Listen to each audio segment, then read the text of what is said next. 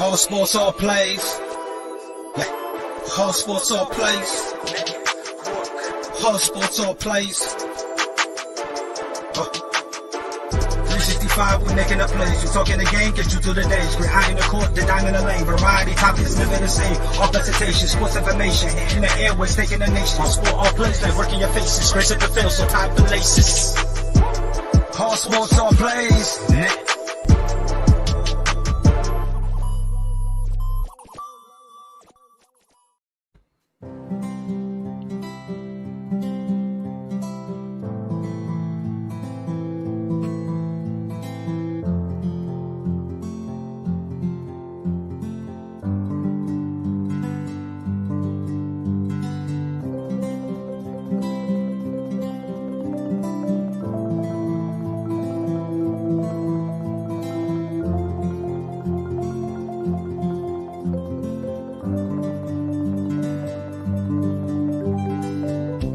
This is the Fox D Streaming Network.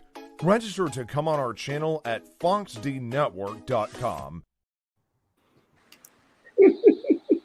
What's going on, everyone? This is the All Sports All Plays Network. This is Just Say the Truth. And tonight, we have a special guest, Miss Carolina Teague. How you doing, Carolina? How you doing? Hey, guys. Thanks for inviting me. What's going on? What's up, y'all? Man, glad to have you. Glad to have you. Before we introduce everybody else, if you can do us a favor and just tell everybody who you are, tell them a little bit about yourself and where they can find you. Okay, so my name is Carolina Teague. I'm the host of The Sports Time every Sunday from 10 to 11 a.m. on 9:30 a.m. The Answer, and that is in San Antonio, Texas. And I'm also on Apple, Spotify, anywhere you can find me. That is where I'm at. All right, cool. Make sure you guys go follow her and go check her out to see all the wonderful things that she's doing down there in the big city, San Antonio. And right beside me, we got my dude, Tony the Truth. What's going on, Tony?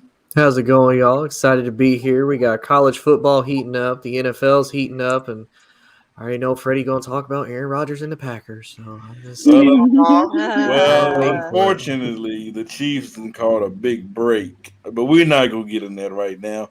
Right next to him, we got the one, the only Coach. What's going on, Coach? What's up, baby? Nothing. Just enjoying my wonderful, cold, rainy Wednesday. Yes, sir. Yes, sir. And right below me, we have a. Oh, I'm sorry. The Cincy. We got to change the name. I'm sorry. You know, the one that I school on every show that I'm on. The one that here I we go. Here we go. The one that I got to drive the bus. I can do all that because I'm the GOAT. Oh my goodness. What's going on? How you doing tonight? Other than you lying in my introduction, I'm doing great. You don't take me to school, sir. Let's not get on here lying. And it's the sensei, not the Cincy. So get it right. Wow. But I'm doing great. Thanks for having me again. I'm looking forward to today's show for sure. I think you want to change your name. I think you need to change my name to the GOAT. So call me the GOAT.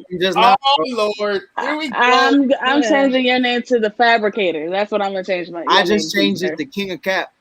I was getting ready to say, yeah. But right next to him, got the dude down there in Southern California. Oh, Jonathan, what's going on, Jonathan? What's up, ladies? What's up, Freddie? What's going on? Someone's echoing in the background. I feel like I'm being rudely interrupted. No, I'm just kidding. What's going on, everyone? All right, then we got Mike right next to him. What's going on, Mike, down there in the big city of Chicago? Stand up, Mike.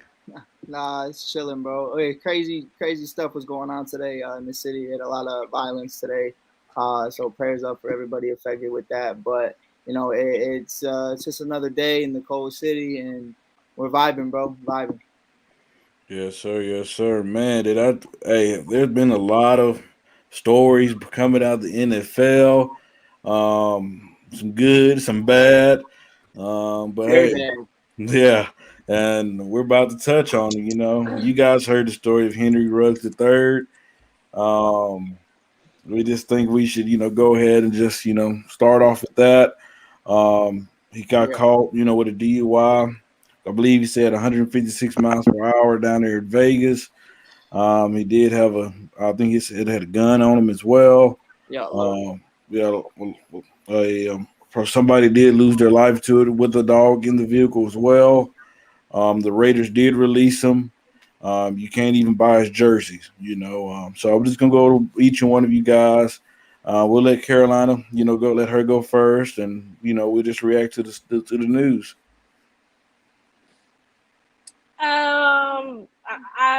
I would say it's just really a bad situation overall. I just don't like hearing bad things. I really don't. I don't know. I just don't like hearing bad news. It makes me really sad. I don't know why I feel bad for like everyone involved in the situation. So that's kind of where I'm at right now. Right, right. Yeah, me too. I mean, prayers to the ones that lost the loved ones. Everybody that was affected by it. Prayers to him is included because let's get it straight. I don't think he came in the situation and said, "Hey, I'm gonna do this." That's definitely going to eat him up for the rest of his life.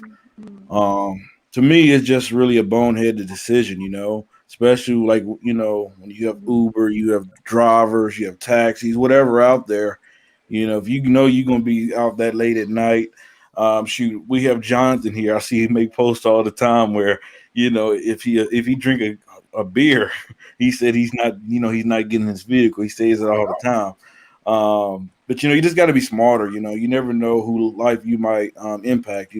Just if you don't care about yours, just yeah. think about the others. And so I'm gonna let Mike go in a little bit deeper, but that's just where I stand up. I was gonna. Man, Can I say one thing about that though? yeah, Like I just like because it makes me sad. I don't really like to talk about stuff like that because this just happened kind of to my brother. Like he was in a situation where a drunk driver killed the person right and behind him, and it was like really traumatizing for him. So I mean, for people to get behind the vehicle inebriated, I feel like a lot of people have made those bad decisions in life, and it sucks that people do those type of things.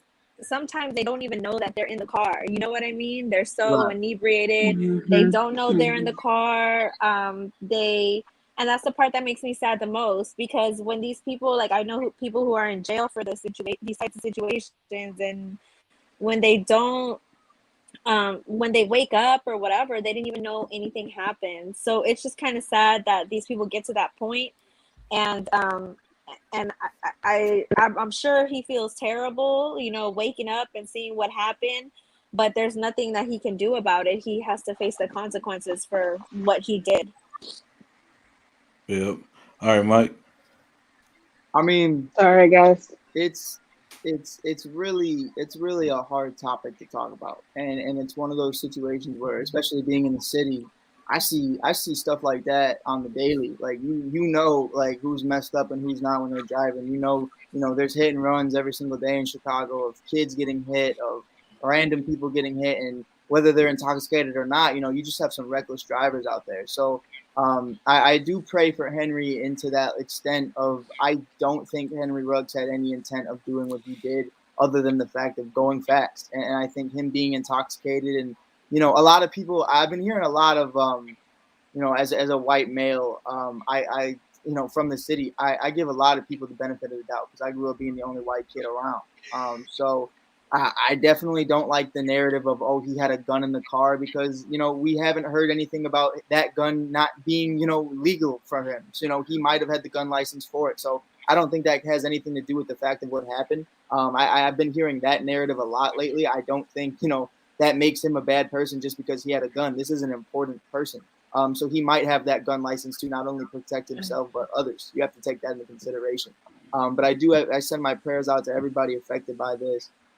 It's sad because especially with Uber and just cell phones in general, this isn't like back in the day when, you didn't have a cell phone and you couldn't call a friend or you couldn't call somebody and say, I need help. Somebody, can pick me up in the matter of 2 seconds. And he's one of those people that has an entourage. He has agents. He has family that can come and pick him up. And I really just I don't know how long he's going to get put down because, in Las Vegas especially, they take that really seriously. So a lot of people are saying it's 2 to 20, but I wouldn't be surprised if they make an example out of him because of how strict Las Vegas's DUI laws are.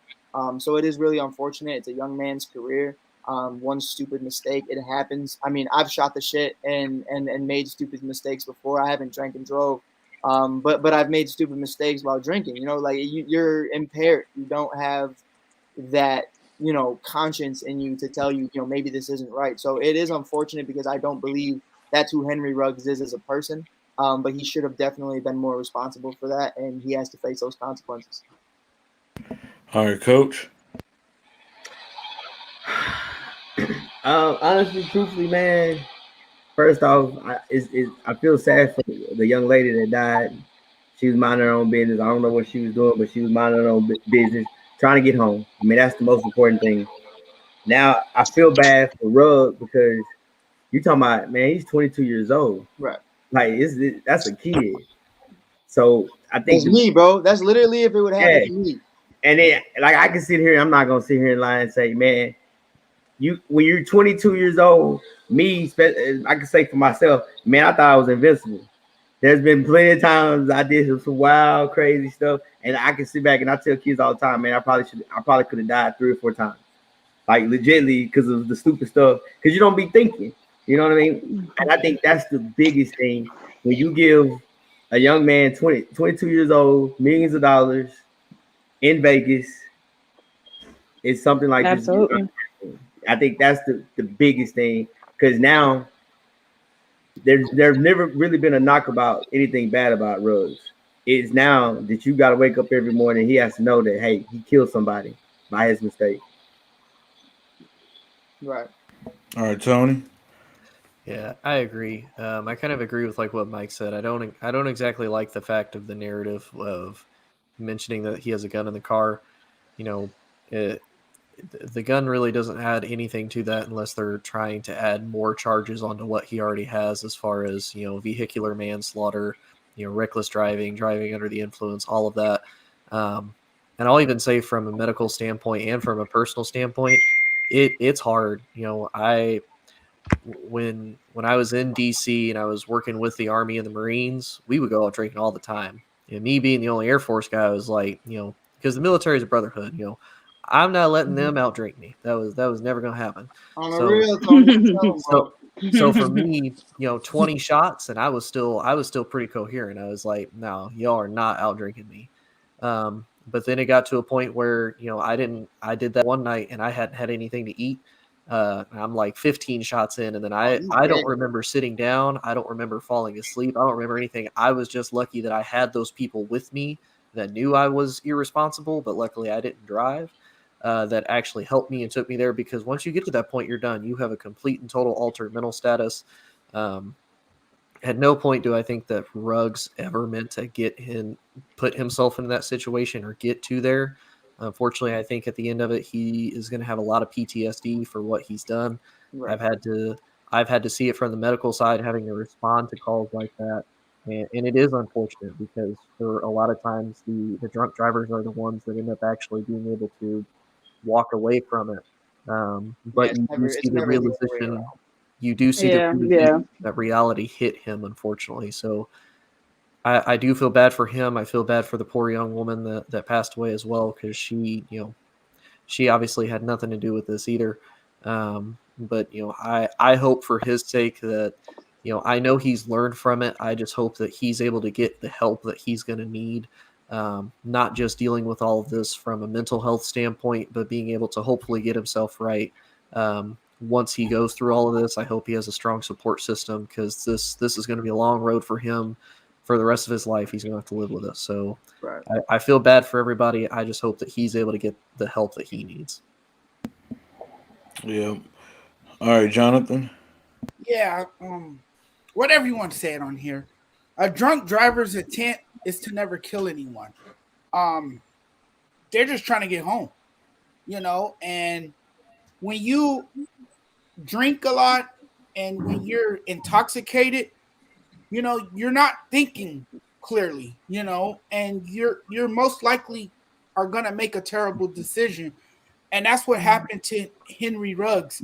What I'm upset about, though, is an article that I read earlier by Dan Russell at Yahoo Sports. And the opening to the article read, Henry Ruggs III was out to kill someone on Tuesday morning in Las Vegas. Now, I think that's very inappropriate. I think that's very irresponsible. And how can you say that he was out to kill someone? He wasn't out to kill someone. He just made a terrible mistake. Right. You know, he had too much to drink. He thought he could make it home safely.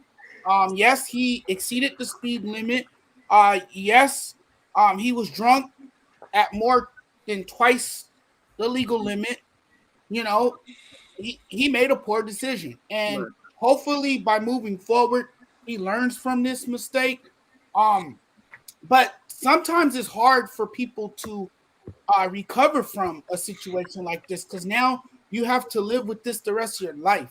You know, knowing the fact that you killed someone, that's gonna stay with him for the rest of his life. So I'm with Tony. I hope he gets the help that he needs from a mental standpoint, and hopefully he's able to move forward.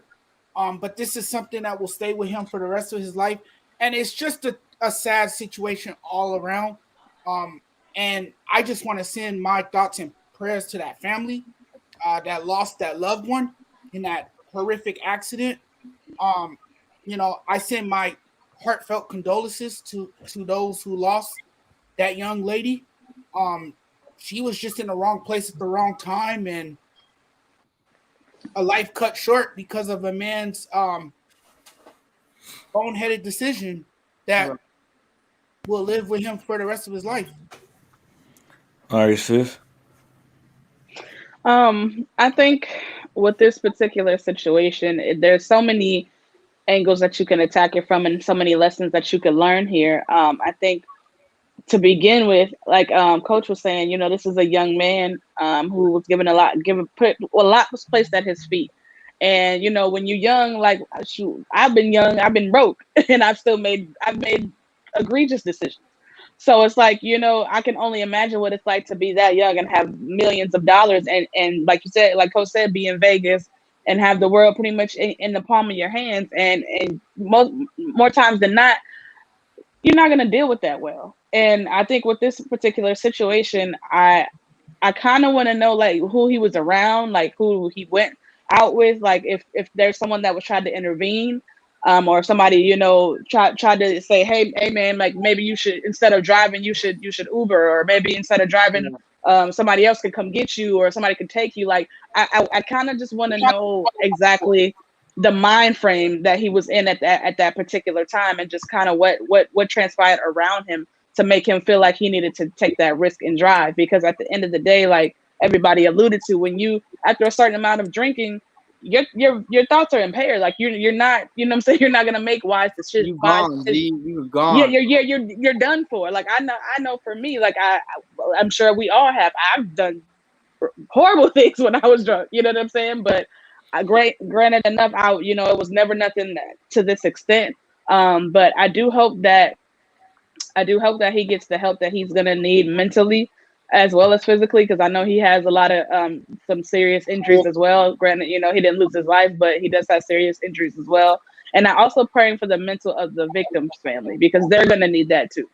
Because that this is gonna be a constant reminder for them, because he's gonna be in the news, he's gonna go to court. Like it's gonna be a never-ending process for a good amount of time. Right. So I'm just praying. Yeah, go ahead, Mike. I think it speaks volumes to the Raiders organization as a whole too. Like we're not just talking about this being the first incident. Josh Jacobs got a DUI literally 6 months ago. So you know you have to look at it from that perspective, and hitting it like you didn't learn anything from what happened with Josh.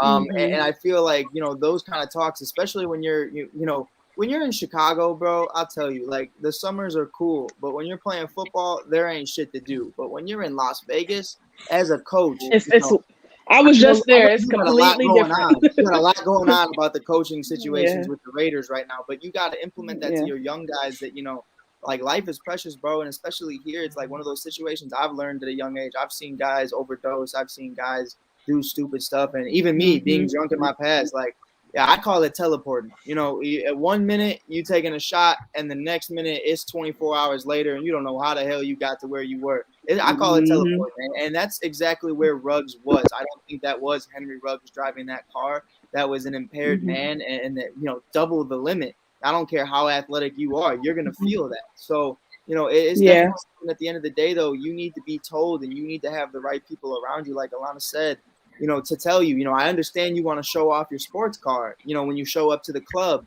but maybe don't take it. Maybe get the ride. Maybe take the limo. Maybe take the Uber. Because who are you trying to impress? That's how I look at it. Like, you're driving. You seen the car he was driving. It's a sports car. Like, if you knew you were going out drinking, it's not like you were showing up, you know, to the Emmys or something. Like, you were going out with the intent of we're getting messed up. So I don't know why you took a car in the first place. And it all starts around with the people you have around you.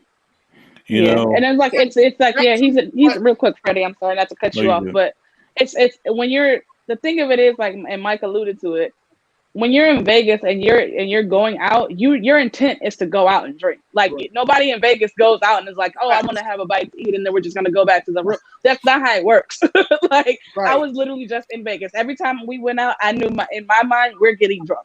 So it's like I'm sure, like Mike said, he knew that. So at that particular point, that should have been okay. Let me get my homeboy who maybe doesn't drink as much or doesn't drink at all, you know, to come with me, and that way he can drive us there. Or maybe let me get the car service for for the night. Like you can still show off the sports car, just don't drive it. Like you can be in the passenger seat, you can be in the back seat. Like there's a lot of ways around that. But I just hope that these young athletes going forward take heed to this and make sure that they learn from this. Like, keep people around you that are going to pull you to the side and say that it's probably not the best decision you do that, because you don't want to ruin your life or somebody else's.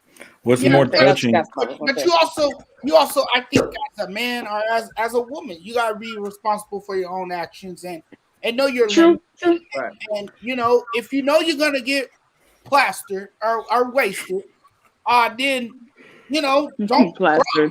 That it's just that simple. You know what? You know. But you know what's more touching to me, and you know, Elena said it this morning, is that when Ruggs with Alabama, he had a buddy that, you know, went through the same situation. Right. So you don't learn anything, bro. That's what bothers me about it. Is you've seen it with Jacobs, you've seen it with one of your best friends, and it all comes down to character at the end of the day. And it's just a young man I'm 22, dog. Like, and I've seen shit I couldn't say on here. Like, that's a whole different podcast for a whole different conversation. Yeah, for sure. Tony's Cat's making his debut. Tony's Cat's making his debut. Tony's Cat is back. Tony's Cat. Stupid things too, but if you don't learn from those things, then that speaks volumes on you as a person. Right. So I feel like Ruggs, like a lot of people alluded to, like Coach said, you know, Coach felt invincible at 22, and he didn't have millions of dollars. So I couldn't imagine what it's like. So did I. You know what I mean? Like, to have millions of dollars, be on TV, be one of the top wide receivers in the upcoming years, you know, to have that kind of pedigree already at such a young age, you do feel invincible. So I do feel like that definitely plays a role in stuff. You never think it's gonna be you until it's you. Exactly. But Freddie, before we move on, I just want to say this: we need to educate our youth about the importance of not to drink and drive, and to try to make wise decisions. Just think before you do it, you know. And I go back to the old cliche: don't drink and drive. I definitely agree. Let's keep things moving. You know, Alana come on here all the time. She must be drunk because I'll be schooling her every day. So you must be drunk down there. I mean, I'm just saying. You know what, Freddie? My boy was waiting 24 minutes to make that joke. Yep.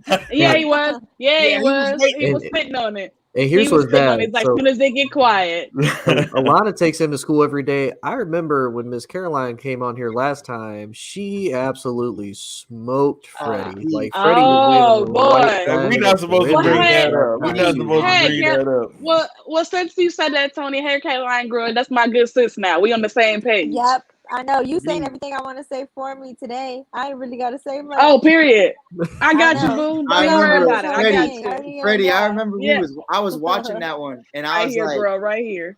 I was like, I know where this shorty's from. Like, she sounds like she's from Chicago. And then I was talking to her, and she's like, yeah, I grew up in Chicago. And I was like, hell yeah, the way she was talking to Freddie, bro, I was like, bro, she's from the city, dog. Oh yeah, let's keep it out. moving. Let's keep it moving. Comes out from time to time. Okay. Yeah, for sure. Let's let Jonathan go first on this one.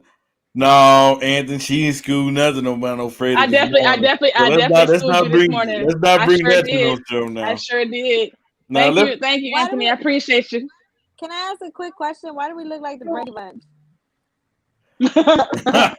Hey, it is the layout we got currently. We can change it. We can change the layout up a little bit. Man.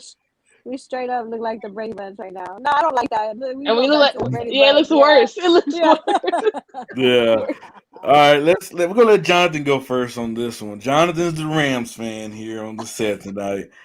Your Rams brought in they made improvement on that defense even better. You already had Aaron Donald in that line, that defensive line, and you already had Jalen Ramsey. You brought in a Von Miller, Jonathan. Your Rams trying to act like the Lakers, bring in everybody. I mean, they so deep, they even said, okay, Deshaun, you can leave. I mean, that's how deep they are. Is it time to say the Rams will be representing the NFC? Oh, he can't wait. He can't wait. You know what? I feel like all the Los Angeles teams out here are competing against each other. It's like when one team does something, make a big splash, the next team comes out and make a big splash. That's been common now here in Southern California. It's become commonplace. But for the Rams, I just think they continue to make brilliant moves. You know, they continue to make splash after splash, and they attract a lot of attention with their moves. So now you have Von Miller and you have Aaron Donald on the same line. I mean, that's just ridiculous. I couldn't believe it when I heard the news. I was like, wow, you're really adding Von Miller to this defense, and you already have Jalen Ramsey, in the back end. This is going to be something to watch, Freddie. I'm ready to say they are Super Bowl contenders. But look, now that you have Von Miller and Aaron Donald, man, you have two elite pass rushers that can get to the quarterback, put a lot of pressure on the quarterback. I mean, this team is destined to win a Super Bowl. And what this tells me is that this team is ready to win it now, while they have all these superstar players on one team. They want to play the Super Bowl in their own stadium. That's what this tells me. So, I mean, it's just incredible to see what this team has done, how this team has assembled talent, and how they put it all together. Now, let's see if they can stay consistent and if they can, win it all. Hey, Jonathan, Kenny got a question for you. He said, were you a Rams fan when they was in St. Louis? I thought he was a Cowboys fan when I first met him. Hell no. And I won't reveal at least that I was rooting for before. Reveal it right now. Let's go. I want to hear it. Cowboys, dog. It was the Cowboys. It wasn't the Cowboys. It wasn't the Cowboys. That's my mom and dad's team. My dad was a Cowboys fan. My mom's a Cowboys fan. But it surely wasn't the Cowboys. Sandra, I don't want to hurt your feelings. There's a couple of teams in the NFC will beat your Cowboys, but we're not going to talk about that right now. Coach, haven't heard from you in a while. Say, man, I'm just listening. He sounds so excited and telling me all this. The only reason they really picked him up, man, because one, it was pretty much for dirt cheap, and he's a free agent next year. But you got to realize he's the missing piece to beat the Cardinals. Rams can't stop the former quarterback. That's why he's the biggest piece. If you look at it, and I said this, and Mike heard me say it all the time, the Rams can beat the Bucks, and they can beat. You shaking your head? I'm just being honest. I'm talking about the comment, not you. Oh, okay. They can beat the Bucks, and they can beat the Cowboys because they're set up. So that's pretty much what they're worried about is the Cardinals, because you got old boy running around. Now you got pressure up the middle, which can get to the outside for that backing. So All right. Yeah. Carolina by adding a Von Miller to this stout Uh-huh. defense with Matthew Stafford and with Cooper Kupp, who's having an amazing season down there. Does adding Von Miller make them a Super Bowl favorite come out the NFC? I think they are definitely going to be the team to beat in the NFC now, it seems like. The reason why I say that is because they added Von Miller. Like you guys said, the points that they have Aaron Donald and they have Jalen Ramsey in the backfield. I think that's one of the main reasons why. This defense is a defense that I'm jealous of, and this is a defense that I really, really love. Just being for somebody who loves defense. I have a love for defense when it comes to football. And I think it adds that kick that they need to make them that much better. And currently, right now in the NFL rankings, they're ranked number 2. So just adding Von Miller to that, line makes that so much better for them to become the team to beat. And then if you look at their upcoming schedule that's coming up, they're going to play the 49ers, which I think they're going to beat the 49ers easy. They're going to come and play the Packers, which is the team to beat. They're number 1 in the power rankings right now because the Packers beat the Cardinals even without Devontae Adams on the team. So that game is coming up in 2 weeks, and they just announced that Aaron Rodgers has COVID. So I'm hoping, I'm not hoping that Aaron Rodgers dies from COVID or anything like that, but I really hope that he's going to be out for a minimum 2 weeks. That allows the Rams to defeat the Packers because with no Aaron Rodgers and with Jordan Love behind the arm, they're going to win that too. Then they play the Jags and they play the Cardinals. They have a pretty tough schedule up and coming, but I think adding Von Miller and having that presence on their team is going to make them that much better. So I think that was a great addition that they added for the Rams. And of course, I don't want to not give credit to the Broncos because I also think the Broncos, got a lot of picks for that as well. They are now loaded. They have 10 draft picks. They have 1 first-round pick, 2 seconds, 2 thirds, 1 fourth, 2 fifths, and a 6th rounder. And they don't necessarily have to use all of those picks to draft people from college. They can make a trade if they want to as well. So Rams, I really like what the Rams are looking like right now. I'm jealous of their defense. I'm so jealous. Miss Carolina. Carolina. Like Stafford too. He was great. Miss Carolina, I'm up here reading what you saying, reading in between the lines and all that. And you know what? Here he go. I love what you said because I absolutely agree. But the one thing that I picked up on is, you mentioned the Rams should be the team to beat. Yeah, coach. To beat it. I agree with you. But you was afraid of one somebody, so you trying to say that one somebody, they have a chance to represent the NFC. And you're talking about Mr. Rogers. They have a chance every year, and they choke. They do, but this is a game of chess and not checkers. Okay, he has COVID right now. I'm banking on that second week. Aaron Rodgers still out from COVID. I don't want him to die, but I want him to get well. And if that means he has to rest for about 3 weeks, then so be it. Stay out of that Rams game. Let the Rams win, and let the Rams be the team to beat. Because right now the Packers, everybody's on there. You know what? And I really don't want to talk about what it is. I don't know if we curse on here or talk about rated X body parts. But it feels like all of the media, all of the NFL, they're on Aaron Rodgers. You know what? And just having him out and having the Rams adding Von Miller, I want the Rams to make it to the top of the NFC. Mike will be the one. I'll say that shit. Mike will be the one. Freddie, dick riding. Hey, wait. As a Rams fan, though, I want Green Bay at its full strength. I want Aaron Rodgers out there. I want to see how the Rams defense play against Aaron Rodgers. Why not? Live up to the challenge and go out there and try to to be the best. You have to be the best. You have to be the best. So I get that philosophy. I get that philosophy 100%. But if the chips fall where they may, I'm not going to be mad if he's out. That's all I'm saying. Hey, I'll take that from you. Alana, throw with it, please. Listen, I think that adding Von Miller to this Rams defense is going to be great for them. I think that Von Miller is going to come in rejuvenated. He's going to play a lot different than he was in Denver, just because in Denver it was kind of a lost cause after a while. Like they just weren't doing a lot of things on offense or defense. Yeah. I don't think he was engaged these last 4 years, and he was injured as well, so he wasn't healthy.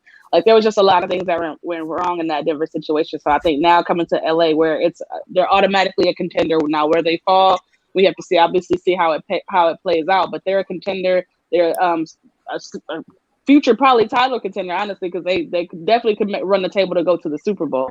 So I mean, I think he's going to play rejuvenated football. You also got two other dominant guys that he's playing with Jalen Ramsey and Aaron Donald. So I think that's going to help him a lot, because the responsibility doesn't fall solely on him anymore. Like he doesn't have to be the anchor. He can kind of just play his normal position and be a lot more comfortable. So I think that definitely makes a difference. But I mean, I want to see the Rams and the Packers battle it out at full strength, though. Like I want to see them fully healthy. I want to see them both go at it. But I mean, hey, we don't know what's going to happen with Aaron Rodgers, so I guess we'll kind of see. Yeah, but I think the Rams are definitely going to be a Super Bowl contender, though, for sure. Like they're playing really good football right now. They're all on the same page. The offense is clicking out of this world, and they just added a beast on defense. So I'm excited to see what they turn into going forward. All right, Tony. Oh, I was ready. I thought you were going to make me wait for last for the whooping you about to get. Nah, he make me go last because I talk about Aaron. That's why. Oh, I'm about to. Don't you worry. Don't you worry. You about to come on? The question about Aaron Rodgers. The question is about Von Miller. Hey man, let Tony talk, bro. It's Tony Truth. Tony Truth. Yeah, I'll give you the truth. Don't you worry. So first off, Von Miller to the Rams is a solid deal for both parties, because you think about it. Somebody brought up a really good point. Draft picks are a lot like that brand new car that you pull off the parking lot. As soon as you drive it off, it depreciates in value. I see you listen to the show, Tony. I see you listen to the show. Yes, sir. I listen to the show. Coach got some listeners. because think about it, like look at all the first round draft picks that the Rams have traded away for, Jalen Ramsey, for Matt Stafford, all of them. Now we don't know about the Matt Stafford ones yet. Maybe Detroit's better at drafting than Jacksonville is. But how many of those picks has Jacksonville drafted? They're like, man, that was the Rams pick. That's the player that the Rams could have had. Right. I think it was like Travis Etienne, and that was it. Yeah, and he got hurt, so we don't know if that pick is going to pan out or not yet. Right. So you have that. Essentially, the Rams they're not paying for Von Miller. The Broncos are still eating that contract. They get basically a premium player on the opposite side of Aaron Donald. So not only do you now have to double team Aaron Donald, you also have Leonard Floyd, and you have Von Miller, and you have Jalen Ramsey. So you have playmakers on every single side of the ball, at least on the defensive side. So that's going to be hard to block. And you know what? You're right. I do want the Rams to face the Packers in the NFC Championship. And you want to know why, Freddie? Because I'm gonna use a phrase that you like to use. I'm gonna use it. I want to see the fall of the Packers, because you talk about the fall of the Cowboys all the time. You're waiting for the fall. I can't wait for the Green Bay fans to be riding Aaron Rodgers like a merry-go-round horse pole, up and down constantly, having a good old time. You're going to get to the NFC Championship. It's going to be Aaron Rodgers. He's going to have a chance to take possession. He's going to have all the control that he wants to define whether or not he goes to a Super Bowl. And what's Aaron Rodgers going to do? He's going to pull a Tony Romo out of his hat. He's going to choke. Oh. He's going to choke. When has he ever choked? Nowhere with it. He just choked that's before the end of it. And then Aaron is going to come back Mike? Every NFC championship this decade. He has choked, and also, John, I'm about to tell you, John, we weren't talking about Aaron, bro. First down, and he didn't. He did not. Jonathan. Jonathan, no, hold on, Nate. No, Jonathan, every time you get on this show, you let Tony, you let Mike, Lana, everybody convince you on your takes. Be original, my brother. Take you to school. Take you to school. That's what we do. That's what we do. I'm my own man. No, you don't have to be original. No, you don't have to be original. I was raised to be a leader, not a follower, so I don't know what you're talking about. No, it's okay to be a follower. It's okay to be a follower. We are not so everybody. I won't be on for long. I just went on to hop on for one thing, and that's to read a comment that you saw that I saw you pull up, but take down for. I only was able to read part of that. But here's the comment. Anyways, my Cowboys are going to move to 7-1 after they beat them Broncos. When have they ever beat them Broncos? I Nate, think you 19 just and became 7 a was the last Broncos time. fan. if I Man, remember we right. ain't even talking about them Broncos, You man. just became a Broncos fan since you moved to Denver, man. Come on. I moved to Colorado. I've No, been to Denver one time in my Colorado. life. Oh, okay. Nate took it personally. Nate took it. Oh, This you is an moved to attack on Washington. Nate. That's right. You moved to I Washington. moved to Washington. Yeah, I've been to Denver one time in my life, and that was going to the hospital. But you like the Texas Rangers, anyway. you like the Denver Broncos, you like the Colorado Rockies. Let's keep it moving while we have Carolina. She had to leave at 9. You guys, so let's keep it moving. Nate likes every team. All right, Mike. Get me. I said, Mike, go ahead and give your take. Hey, I got a few points. One, shout out to the Broncos because I look at this. I don't give a shit about the second or the third. I think this is a ploy to get Deshaun Watson. I think if everything clears with Deshaun's heading to Denver. I think he's a savior. I think he will be the guy. Coach, don't give me that because it's Drew Lock and Teddy B, and none of that shit sticks, bro. None of it. Teddy Checkdown ain't it as much as you love him. He's not it. And especially in a weak QB draft class, it's not it. And you're not going to land Aaron, especially with Vic Fangio and the way that's panned out. Von Miller's gone.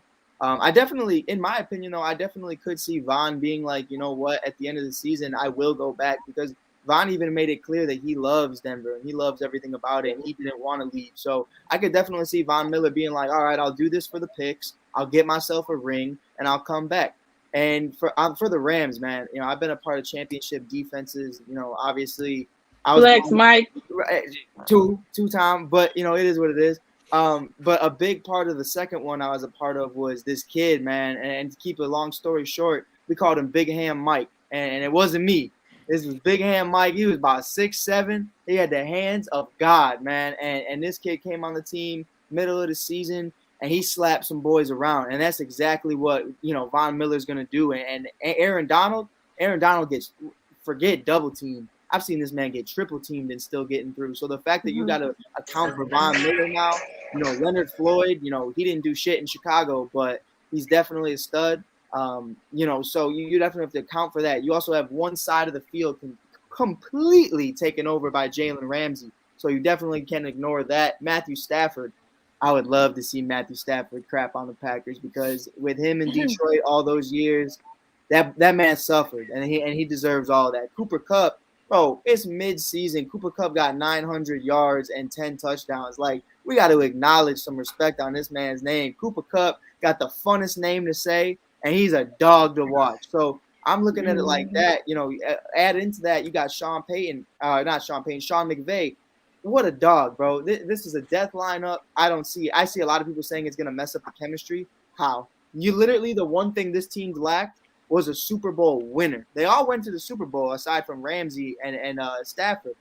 But now you have a winner. You have someone like Von who can talk to these guys when it gets a little hype during the playoffs. Because, a lot of it is jitters and a lot of it is, that anxiety that comes with the game. Coach knows when you're in those high moments at such a young age, it's really hard. And Coach is one of those guys who coaches kids like that. So to have someone like Von who's been there with the Broncos, he got the fumble to win that game with Cam. It's definitely something you got to look at and say, this is exactly what you needed. And the fact that they got it, it just makes me look at the Bears every single day, and I'm like, bro, what are y'all doing? Like, I want to make one comment. I agree with everything you said, but I didn't like how you disrespected my man Leonard Floyd. You said he didn't do shit in Chicago. I don't think he didn't do shit. I don't think that he didn't do shit, which he didn't.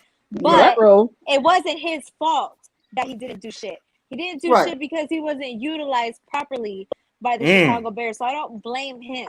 What he's able to do with the Rams that I like, and this is why he's a stud now, is because whenever he's lined up against Aaron Donald, he's able to create that space for Aaron Donald in order to obtain the sacks. They're utilizing him the way that he's supposed to be used on the Rams. So I'm saying he's a stud on the Rams because he's being utilized properly. I'm sure that's what you meant, but I don't want to say he didn't do shit because he wasn't a bum, okay? Because he was good at what he did. He wasn't utilized properly. That's all I'm saying. I hear what you're saying. Because I love Leonard Floyd.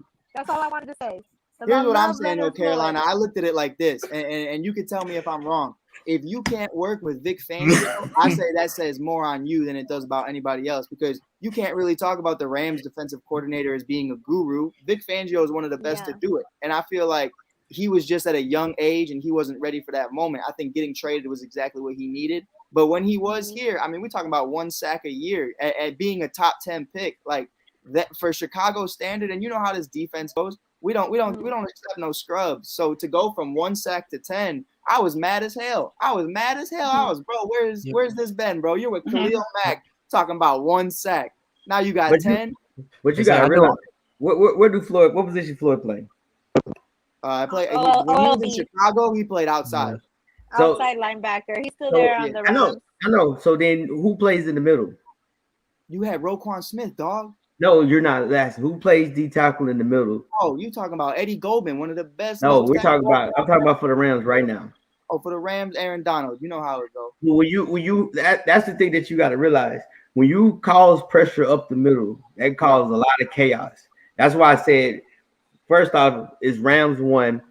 I don't know why all of a sudden everybody keep talking about Green Bay. Green Bay is 3 and 4. That's a whole other story. I'm not gonna get on it because it's all about matchups. And the Rams match up very well against everything. The only knock about the Rams is this: if one person gets hurt, it ain't a good backup that's behind them. It's a third, fourth string backup on other people's teams because they don't have any depth. Losing Deshaun, it hurts because guess what? You don't have any depth. You only got 3 receivers on your roster. That's what I said. That's the biggest issue. Like you saw it last year when what's name got hurt in the playoffs. They didn't that pass there no more. So they got to make sure the biggest thing is health. If they can stay healthy, because remember, it's a long season. We only at the halfway mark. But coach, you got to look at it like that too. They know that going in because that's why they made the move for Stafford. I mean, Stafford throughout his career hasn't been healthy either. If Stafford goes down, I couldn't tell you the backup. So there's a lot of people on that team that gets banged up. And that's the thing about it. They need these wins because they need everybody's playing for the bye. But I don't. Again, I know my Carolina was like, "Hey, I hope Aaron Rodgers have." If Aaron Rodgers playing or not, the Rams will beat the Packers because their defense. We might make a bet. We might make a bet on that game. That's it. That is on Freddie's face. Because here's the reality of it. You got to realize something. Aaron Rodgers wants to sit in the pocket. You can't sit in the pocket with Aaron Donald when he's healthy. He's going to make line. We seen that. Oh, Mike, no, coach. Now, don't talk about last year. He was hurt in the playoffs. I'm talking about this year. I'm talking about what I'm trying to tell you is the reality of what you thinking. They don't fit. They don't match well. Because one thing about it is Packers defense is not good. Rams control the ball with they run like it's like an option, triple option slot T offense. If you really pay attention to it, all they did was move the receivers over. They jet them across and they run a jet sweep and everything else. So you got to move with it. Plus, they try to get the isolation with Coop 101 because he runs good routes. He's a good route runner. He's a great route runner. Yeah. He is excellent route runner. Steve Smith on top of that. That's the thing that you got to realize. What is the Green Bay Packers' weaknesses at? It's in the secondary. They can't get a pass rush, and you got to stop the run. So I'm telling you, getting the D lineman, getting what's the name, Von Miller. It wasn't to beat the Packers. It wasn't to beat Tampa Bay. It's to compete against the Cowboys because Dak can move around, and to play against the Cardinals. Because Aaron Rodgers not beating you on foot. We seen that in the NFC Championship where he should have ran. But what have we seen against Thursday night when he had to run? What did we see then? What did we see then?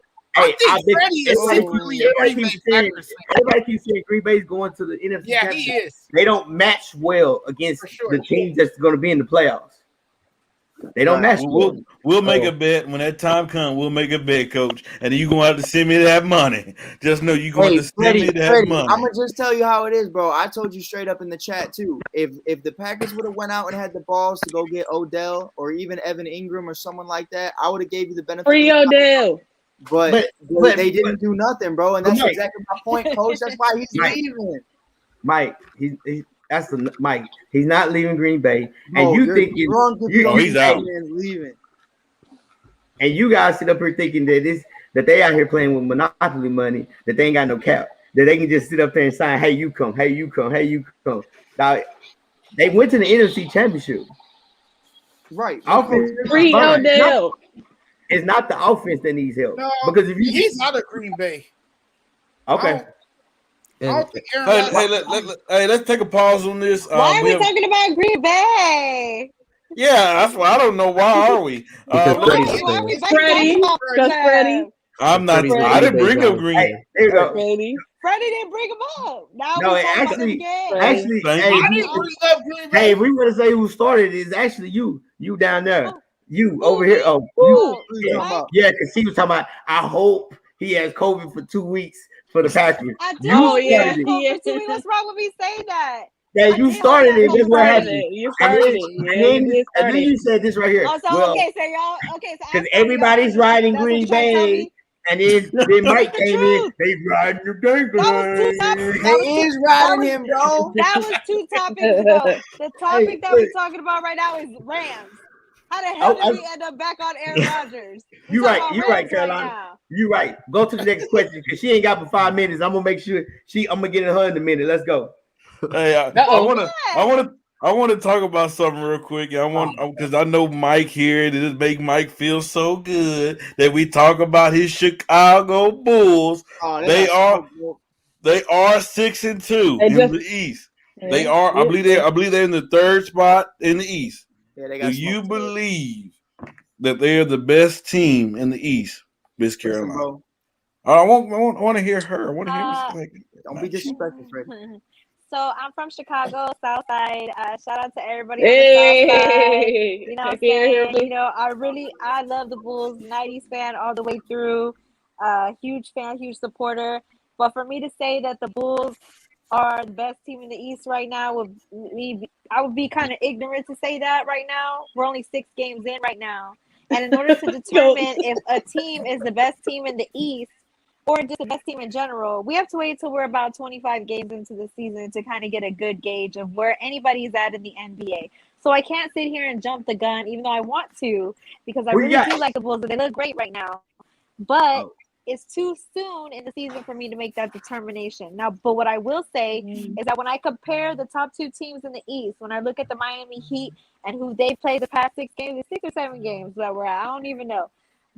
Bulls they just lost to 76ers. So now they're what, 6-2 now? Yeah. Mm-hmm. Okay. Yep. They just lost today to 76ers, 103-98. When I look at who the best teams are right now, when I compare who the Heat have played against who the Chicago Bulls have played in the past few games, I think the Miami Heat had a much tougher schedule than the Chicago Bulls. So just by looking at it on the surface, I feel like they've had a much tougher schedule. What you say than the Bulls? Or the games that we have seen. Mike, I'm gonna let you go. I feel like that. I feel like that because first they played the Pistons, then they beat the Pistons, then they beat the Pelicans, then they beat the Pistons again, then they beat the Raptors. Or no, they beat the Raptors, they beat the Knicks. Who are they? Yeah, it's not, I mean, I'm not disrespecting, who are they? They're like, who the hell are they? You know what I'm saying? I'm not like saying that. But I am saying when I look at the Heat schedule and who they beat, I think that the Heat had a tougher season so far. And I also like the Miami Heat depth chart a little bit more. They got Kyle Lowry, they got Robinson, they got Jimmy Butler, PJ Tucker, they got Tyler Hero, they have Markieff Morris. They have people I think that are just much a bigger team to begin with, like in size. So I just want to say that when I compare the Miami Heat and how they've been playing, and I compare the teams that they beat in comparison to the teams that the Chicago Bulls have beaten, I think that I'm going to give the edge to the Miami Heat when it comes to that. I love the Chicago Bulls depth chart. I love their roster. They got Lonzo Ball, Zach LaVine. They got my guy, DeMar DeRozan. I love him to death. He's a great offensive presence and a great veteran presence as well. But it's too soon for me to make that determination. Therefore, I say right now, and especially they lost tonight, no, the Chicago Bulls are not the best team in the East. Right. Miss Carolina, you might have humbled somebody on this show. You just don't know what you have done. You just don't know. Because this man, he be in our group chat. He just, might go. Hey, first of all, to address what Carolina said, shout out Hold to on, wait, I'm not done yet. Hold on. Uh-oh. Hold on. I wanted to pull up who the Heat beat. So first, like when I'm looking at who the Heat beat the champions, the Bucks.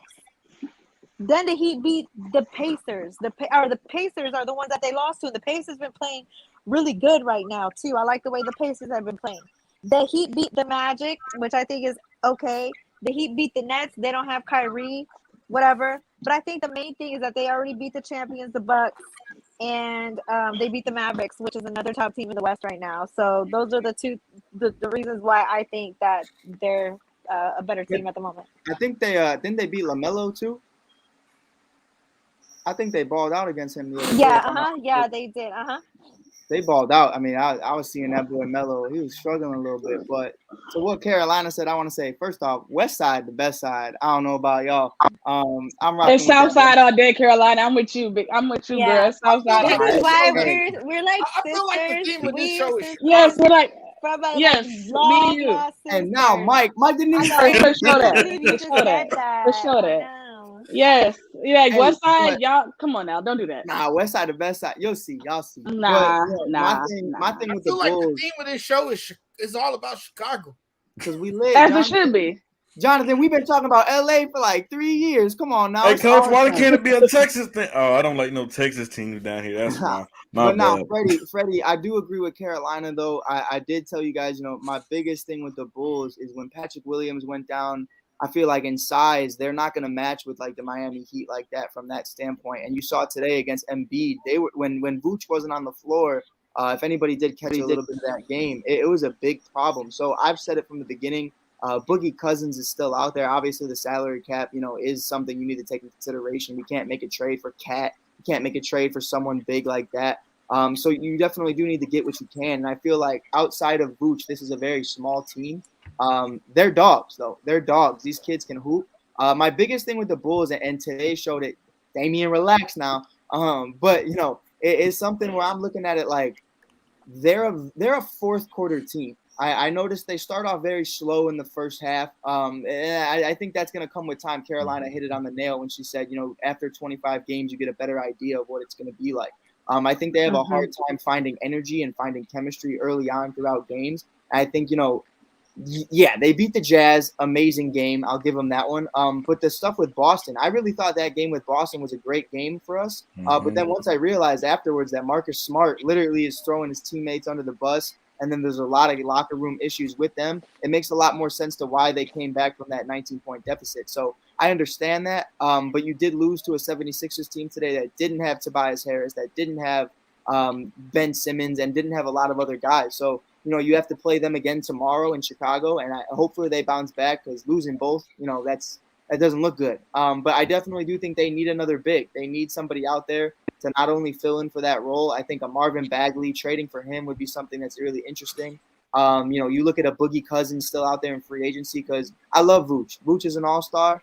But at the end of the day, Vooch can only be on the floor for so long. And if Embiid's bodying our backup center, who I couldn't even really tell you who it is because he's listed as a forward on ESPN. So it's one of those things where you need another big. And I don't know if they'll go out there and do it and be that aggressive, but I'd call Boogie Cousins. Hey, we want to give a shout out to Carolina. She has to roll. Carolina, thank you for coming on the All Sports All Plays Network. You're always awesome. Before you did school me the first episode, but I think you got it back. Went back at Mike today, so it made me feel kind of good today. Oh, so you just happy you're not the victim this time. I don't be doing it on purpose, though. I don't be like cherry picking y'all. Well, that's how great you are. Because hey, I'm gonna be honest. In these 2 years, there's been a lot of people that have tried to come after me, but you're the only person that has been successful. That's incorrect. That's a lie. Alana tried, Mike tried, and I've got that ass. Jonathan go by the wind. Jonathan's like the wind. You see Mike say something, he goes with him. Then Tony think he be doing something, but he don't be doing nothing at all, to be honest with you. So Freddie, Thank you for inviting me, you guys. Just want to say thank you so much. This is an excellent show. You guys brought great points, and y'all just doing an incredible job. So I wish I didn't have to cut my time short, but I appreciate y'all for inviting me. I hope you guys invite me back on, and continue to kill the rest of the show. And I met my good sis today. me and my twin. We're connected now, and I'm thankful to have met you too, because you know what you're talking about as well. So I really appreciate y'all. Next time, Thanks, Coach boo. I said he's gonna appreciate get in my, and he said he's gonna get in me or whatever. Maybe that might have to save it for the next episode, because you definitely ain't got time to do that tonight. Okay, so I'll try to do a little bit of time. Hey, you have a good night. That's all. That's all I'm gonna say. You have a good night, because it seems like you already in the bed. So you go ahead, just cut that little hit the little end button, close that laptop, and do this, and you can just lay there. All right, I'll talk to you later, guys. Bye. All right, girl. Hey, so let me say this real quick. Can we stop talking about the Bulls? Why? No, they 62. Look, Okay. Hey, they 62. Look, they gonna make the playoffs, but can we stop talking about? Look, I'm tired of Mike posting they don't want again or this and that. Man, listen, Mike, look at me. Focus. Bro, you don't want to smoke. Focus. I don't care about your stats and all this. You got to realize what. And I said, hey, Miss Sensei over there in the corner. I'm gonna see if you remember. Who did I say is gonna win it? Okay. Who did I say I was gonna win it all in the East? Oh, she done forgot because we had. I don't remember. Yeah, I don't remember. Miami Heat. It was. Yeah, you did say the Miami Heat. Okay. And I said one thing about it is Miami. They are the Bucks killers. If you look when they're healthy, they've always been the Bucks. They've always been. You did say that. And I said one thing. And I said this: when you talk about, if you go by New Jersey, they're not winners. They are individual stars. They can get their own buckets. The Nets. Who's not winners, dog? The Nets are not winners. All right. I was just making sure. The Nets are not winners. They're not winners. I was just we already know for a fact they can score. Right. They can score, but they can't make the other 10 guys. They can't stop nobody. Yeah, they can't stop the other nobody. 10 guys better. Coach, I'll go out there and say this. There's 2 stars on the Nets. That's it. But that's what I'm saying. They don't get everybody better. Right. Now, everybody else is just kind of there. Now I'm driving towards Chicago because I know you're ready. But before I get to Chicago, I'm gonna stop in Philly real quick. They got all kinds of issues. Number one, Doc ain't the guy to coach it. Because when stuff gets real, he's gonna choke. Simple as that. It's just a proven fact. Now, look, home of the Jordan. So you can see it. Home of the Jordan. They're not winners. They're not winners. They're not. Because we all seen it. Look, Mike, don't say anything. Everybody over here. Well, this dog. Answer this question. DeMarcus Rosen. What was Rosen? What was Rosen? Because he got owned by LeBron. That it got to the point they traded him out. LeBron was fired. Because he couldn't do it. He couldn't do it in the playoffs. One guy. Hold on. Who else? LeBronto. Who else? Who else do you want? LeBronto. Hey, Levine is good. Hey, Levine is good, but he's never played in the playoff game. Right. You know who has? LaMelo. I'm LaMelo. One of the Ball brothers. Man, I wish. He's good, but he can't handle the pressure. Said who? But again, it's only 9 games. I'm gonna say this one thing. No. It's only one. It's only 9 games. It's based off proven records. You show me a young team that won a championship. But I'm telling you this right now. A young team. The Miami Heat went to the finals 2 years ago. They were a young team. Jimmy Butler was the oldest dude. But you know what you comparing? You comparing Jimmy? Did you see Jimmy in the finals? So who would you rather have? Though, right hold on. Miss Sensei. Wake up. Hey, let me ask you a question. I'm here. Did you not? You remember seeing Jimmy? No. He's been to Western Conference. I mean, the Eastern Conference final. But right or wrong, did you not see Jimmy in the bubble? He was all this like this, and he was like this. He said, "This is not. I'm not here for to have fun and kick it with y'all. I'm here to kick ass and get a championship." But he was kicking it with Rachel Nichols, though, right? Oh, but that's different. But did he not make it to the championship? That's different. Did he not make it to the championship? Yeah, he seen bro, but what happened in that championship? Did he not? No, but here's the problem. Here's the problem, Coach. And tell me where I'm wrong. You want to say DeMar DeRozan got beat by Brown, but you don't want to say that Jimmy got beat by Brown. He did in the championship. What are you in the championship? Okay, so We're talking about the championship. And why didn't DeMar go to the championship? Was because he was in the same conference as Bron. So what makes what's the difference? A lot is different. A lot is DeMar DeRozan hasn't shown up in a big game. Name one big game. No. Name one big game. You can't compare him to Jimmy right now. Right. Name one big game. Literally yesterday, dog. That's not a big game. Mike, you lost me on that one. No, you're looking at it like this, Coach. You hating on the new blood. No, I'm not.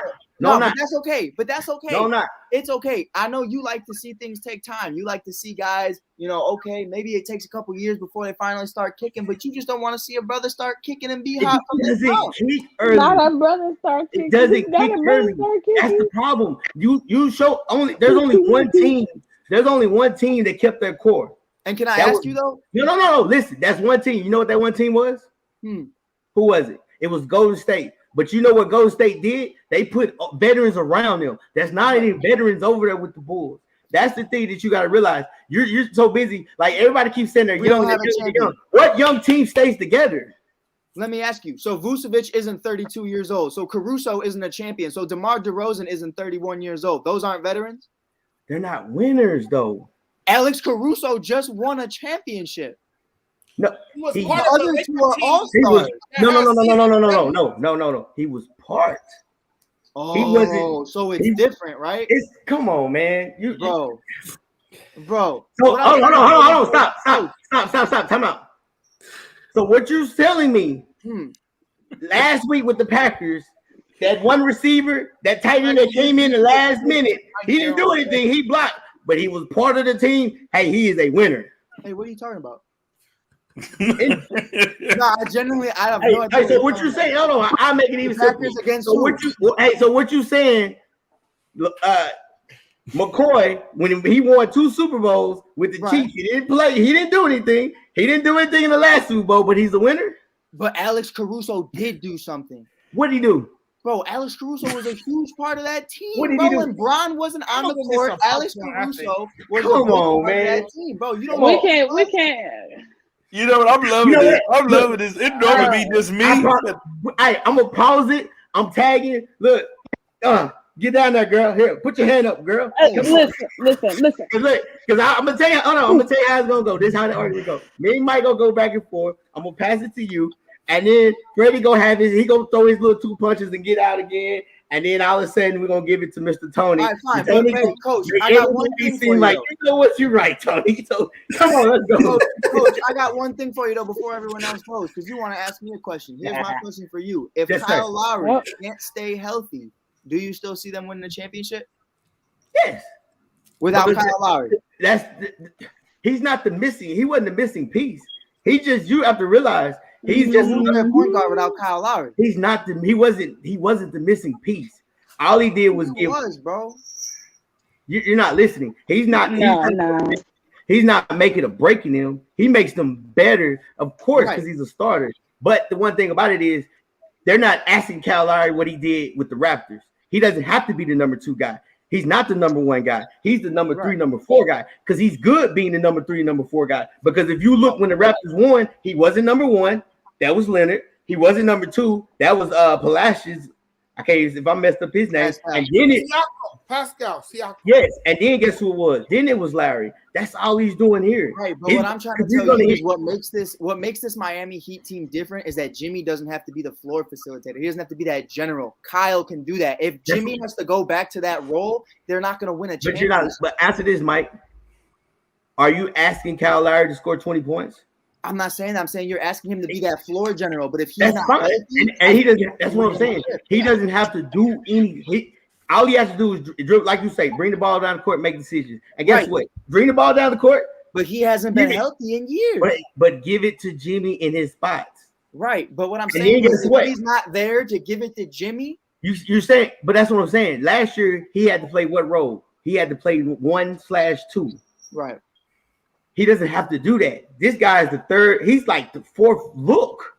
Because you still got the two white boys out there that's gonna shoot. Oh, they the can't Splash Bros. Oh, they them Splash Bros. Two white boys, they got one job. They gonna Them shoot white that boys thing. hooping, and they on the bench. And I give you that. I think they're Tyler a much Hero deeper and team than the Duncan Bulls. Robinson. Hey, Tyler Hero, then he made man. Tyler he figured came it back. out. The coach and I talked about that. Tyler's biggest problem was he was going a little bit too Hollywood, but I think he definitely figured that out. But the thing is, when Tyler Hero, he got Hollywood, but he had to be the number 2, number 3 guy. Right.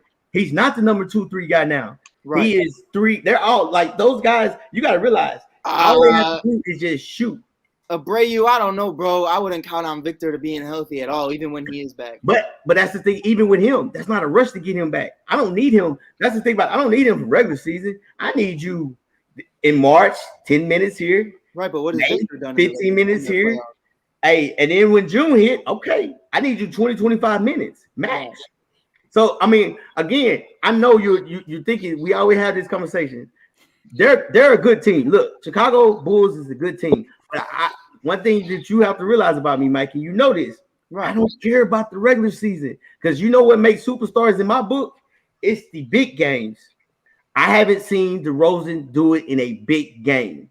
Right, but I could say the same thing though about Duncan and about so many guys a part of this team. And they don't have to. Yeah, you missing it. You're right there. So here's the thing. No. Answer this question. If we go to Nets, who's the number 1 guy? I think it depends on the night. Kevin Durant. Kevin Durant.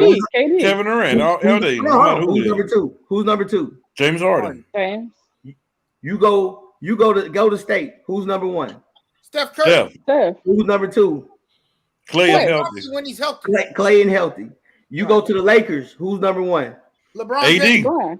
And LeBron and AD. It doesn't matter. But it's still 1-2. But if you go to Miami, who's boy, Jimmy. Who's number 2? Jimmy. No, Bam Adebayo. And is he a number 2 though? Yeah. That's what I'm saying. Even if it's still 1-2, regardless of the situation. And then I don't think they have a Duncan them, they're like 3 and 4. Now let's go to the Bulls. Who's number 1? Zach LaVine. Who's number 2? DeMar DeRozan.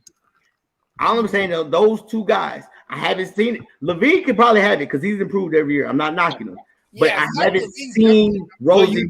I know you don't care about the regular season. I know you don't at all. But what I'm talking about, no game that they played. I'm going to say Lonzo Ball's number 2. Right. Nah. Jonathan. Nah. You're reaching. It goes. I'm going to say Lonzo You're reaching. Ball is. Right. But Jonathan. You're reaching. To answer both of you, Jonathan, I think it goes LaVine, DeRozan, then Vooch, and then maybe Lonzo. But I think because DeRozan, man, he has. Hold on. Time out. You're a Bulls fan, so I'm gonna bust it with you this. When they was winning championship, who was number 1? Jordan. Who was number 2? Scotty. And guess what? Scotty with his bitter ass. It depends what era. No. Even if you want to say Tony, right? Right. Those are 3, correct? Yeah. You had Rodman to do what? Rebound. He was just chilling. But you had him do his job. He had a job. Right. That's the thing. Steve Kerr had a job. I'm gonna sit up here. Boom. I'm gonna kick it to you. You shoot it. That's the same thing with Miami. Those 2 people, like you talking about, they have a job. Oh no, God! I quit. I'm out. I'm not comparing. Hey, we got a better topic, man. Let's move back to the NFL. I really want to talk about this while coaches on. Oh, man, I ain't even get say that. Hey, let her talk, dog. Let her talk. Go ahead. I ain't even get. Listen, so the Bulls are not going to win the East. First and foremost, let's just throw that out there. Energy, I'll remember that. We go, and that's fine.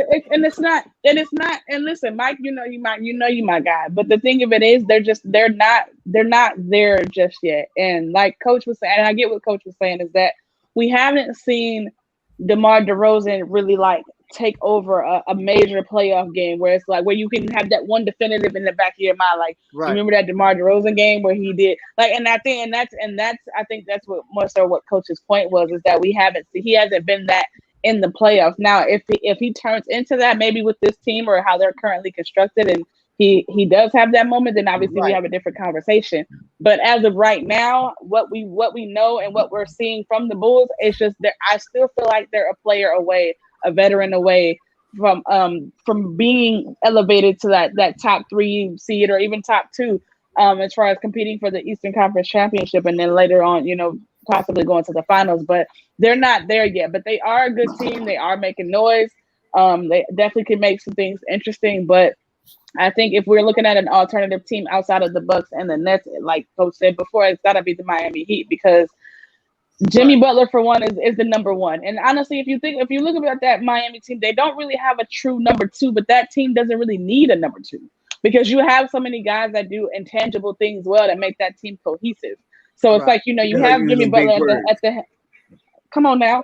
You got Jimmy Butler at the helm running things, and then you got everybody who knows their role and they're kind of just falling in line and saying, okay, this is what I'm here for, this is what I'm supposed to do. So I'm a perfectionist at this, so I'm going to perfect that. And then they're also scrappy on defense. So it's like if we're talking about any team that could make noise outside of, like I said, the top 2 obvious teams, it's got to be the Miami Heat, because not only do they have veteran leadership, but you have guys who have proven themselves in the playoffs. Kyle Lowry, for instance, he's had big games in the playoffs. Jimmy Butler's had big games in the playoffs. Bam Adebayo has had a few good games. I mean, granted, they were in the bubble, but they were still big games in the playoffs that propelled them to the championship. You have Coach Tyler Hero, who seems to a great coach. You have Tyler Hero, who's found his confidence again. He doesn't look like a shell of himself anymore. He looks like the bubble Tyler Hero, which is great for them as well. I missed that kid, bro. I missed that kid last year. Yeah, and I did too, because I love his confidence. I love his swag. I love his game. And I think he's found that again. I think he kind of got humbled last year because a lot of people were gunning for him, because it's like, you've been elevated on this level, but we haven't seen it, enough. And now he's coming back to himself. So you have that. They got a good bench. Like there's just a lot of things that are clicking for the Miami Heat right now. So if I had to place my money on a team between them and the Bulls, I got to go with them just right now. That's not to say the Bulls can't pull a surprise in the long run and in the end of it, because it's possible. But yeah, like I said, from the hold on, Freddie, give me just a second. From DeRozan's past playoff histories, if we're just going based off of that, then they're not there yet. All right. A lot of on here sounded like Stephen A. Smith using big words and stuff. I like big words too. Listen, but I'm better. Listen, your girl is smart. I'm better with your girl is smart, baby. Hey, let's move it on. Let's move it on, because time is rolling. And this, I came to the show, know this topic is gonna be hot. It didn't got hot about a minute ago, because Odell Beckham Jr. trainer have came out and spoken. Odell. I think this is about to get real heated. As you guys know, the Odell Beckham Jr., the Baker Mayfield relationship has not been a success. It has not worked at all. Hey, Vic, did you play high school with Odell's dad? Hell no, I ain't that damn old. Oh, my bad. Well, Odell's dad played high school down where I live. Coach played down here as well. He coached and everything. And hey, we see what his dad posted on Instagram. He posted the video of plays of Odell Beckham Jr.'s open where he's not getting the ball. Baker's not even looking at him and all that stuff, calling him out. We seen the post that Odell put on Twitter, and he took it off, deleted within an hour. So we know all the drama. 48, a minute now, Odell Beckham Jr.'s trainer chimed in. One of the guys says Baker's tripping, OBJ got to get a new QB. Then his trainer responded and said, I never liked Baker. So there's a problem in Cleveland right now, gentlemen, in Atlanta. So what is your guys' thoughts on this right now? It sounds like a divided locker room. That's what it sounds like. Hey, and let's give some narrative on that. They had a practice today. Hey, Odell, they said reports Odell did want to come to practice, but the Browns, sent him home. The coach said he wasn't a part of the team, yeah. Yep. That's a lot of drama, man. Tony, I'm going to let you get the first dibs on this since we haven't heard much out of you today. I know, because I'm just happy that Miss Caroline mentioned my Pacers. So, I mean, that's a win. I like it. Paris LeVert sleeping, man. But no, anyway, as far as the whole Odell thing goes, I mean, this is something that even when this trade first happened, everybody was confused by it. Did the Giants really get anything out of this? A little bit, but I mean, for the most part, you still lost one of your top wide receivers that the Giants honestly have had a hard time replacing. I mean, yes, they got Kenny Galladay, but Kenny Galladay is kind of the same boat that Odell is. Odell gets hurt a lot. And I honestly, I think what has happened, and Freddie may or may not disagree with me, there is that stigma that because Odell is hurt when he is involved in the game, that Baker doesn't trust him. Because to be honest, how long has Odell been on the field for him to be able to make any type of chemistry or any type of connection with him? And on the other side of the ball, though, too, we haven't really seen Baker be that consistent quarterback. Like, he's had his games where he just balls out, and everybody gets touch, everybody makes Baker look good. But then again, on the other side, we've seen Baker just completely, look like Zach Wilson over there, just throwing interceptions and just looking terrible like the entire time. Dude, shots fired. So, hey, I'm still not sold on Zach Wilson. No, but I mean, overall though, this is one of those. I think it's just going to end up Odell being released. I think for the Browns' sake, if they want to keep the locker room, if they want to keep building off of what they built last year, if they want to continue to have the success, I did see that where Vegas, I mean, obviously Vegas is interested in him since they don't have Ruggs. Michael Thomas is supposed to be out for the year, so the Saints would definitely be able to use it. You think he'd go back to the Raiders though? Ooh, oh no, that was AB. That was AB. I'm tweaking. Yeah, that's AB. I'm talking about. I don't know if I could trust Odell down there in Vegas. I don't know. Yeah, you can. I think no. You can. You can because he's old. Yeah, he's old. He's older Odell. He's not like early 20s. Okay. If he was early, hey, you remember that Giants playoff game in Miami though? But that was before early Lambeau again. But you got to think too, though. What was Odell's big thing when he went to Cleveland? He's like, man, how am I going to build my brand? Mm-hmm. Cleveland ain't a big city that everybody comes to. No, it ain't. That's how he built himself. It ain't. Listen here. Vegas. Vegas is a worldwide known city. What can he do? For sure. In Vegas, he can build that brand, and he can build it with no problem. Sure can. And you get an upgrade. You get an upgrade in a team. You get an upgrade in a quarterback. You get an upgrade of having. Well, actually, you get a little bit of a decrease in the run game. You get a little bit of a decrease in the defense. But I mean, really, if you look at the AFC West as a whole, the AFC West is really open because the Chiefs aren't nearly to what they were. The Chargers are still hit and miss. The Broncos are slowly turning to the Broncos, and they're slowly in a rebuilding, whether they want to admit that or not. And I'm going to apologize to Nate ahead of time. The Broncos are in rebuilding. So, I mean, really, this is the Raiders' division to lose. Like, the Raiders are about the only semi-consistent team, and they've had a couple, stumbles here and there with everything that has happened to that franchise here of late. So, really, if you get another playmaker like Odell with, Darren Waller, with Hunter Renfrow, with Josh Jacobs, with Derek Carr, that's a scary Vegas team. Listen here. It's the Browns have some questions that they need to answer. They need to question, is Baker Mayfield their future quarterback for the future? And he probably will be for next year, because if you look at it, there's not really no quarterback in the draft that really has your attention. I'm not sure about a free agent, but I mean, from day one, the chemistry really hasn't been there between those two. Those two don't really seem like they get along. Those two don't seem like, they just don't get along. I believe Baker cares more. I really do believe this. I believe Baker feels like, he should be the top dog, that he should get the most, credit. He should be the head honcho down there in Cleveland, and he should have the biggest ego. Bigger ego than Odell Beckham Jr. We all know when it comes to wide receivers, they have big egos. I believe that, this is a part of coaching. This is a part of, people in the front office. And just wait for it, Anthony. It'll happen. Sorry not to cut you off, Freddie, but it'll happen. Don't you worry. It has, and this has become an issue. I remember when Odell was with the Giants, everybody used to get on him for how he's acting. And I was like, wait, pump the brakes. Stop. Yes, he could handle it a better way, but let's hear him out. Let's not be foolish. The Giants chose an aging Eli Manning over a young stud in a wide receiver in Odell Beckham Jr. And that was a huge mistake.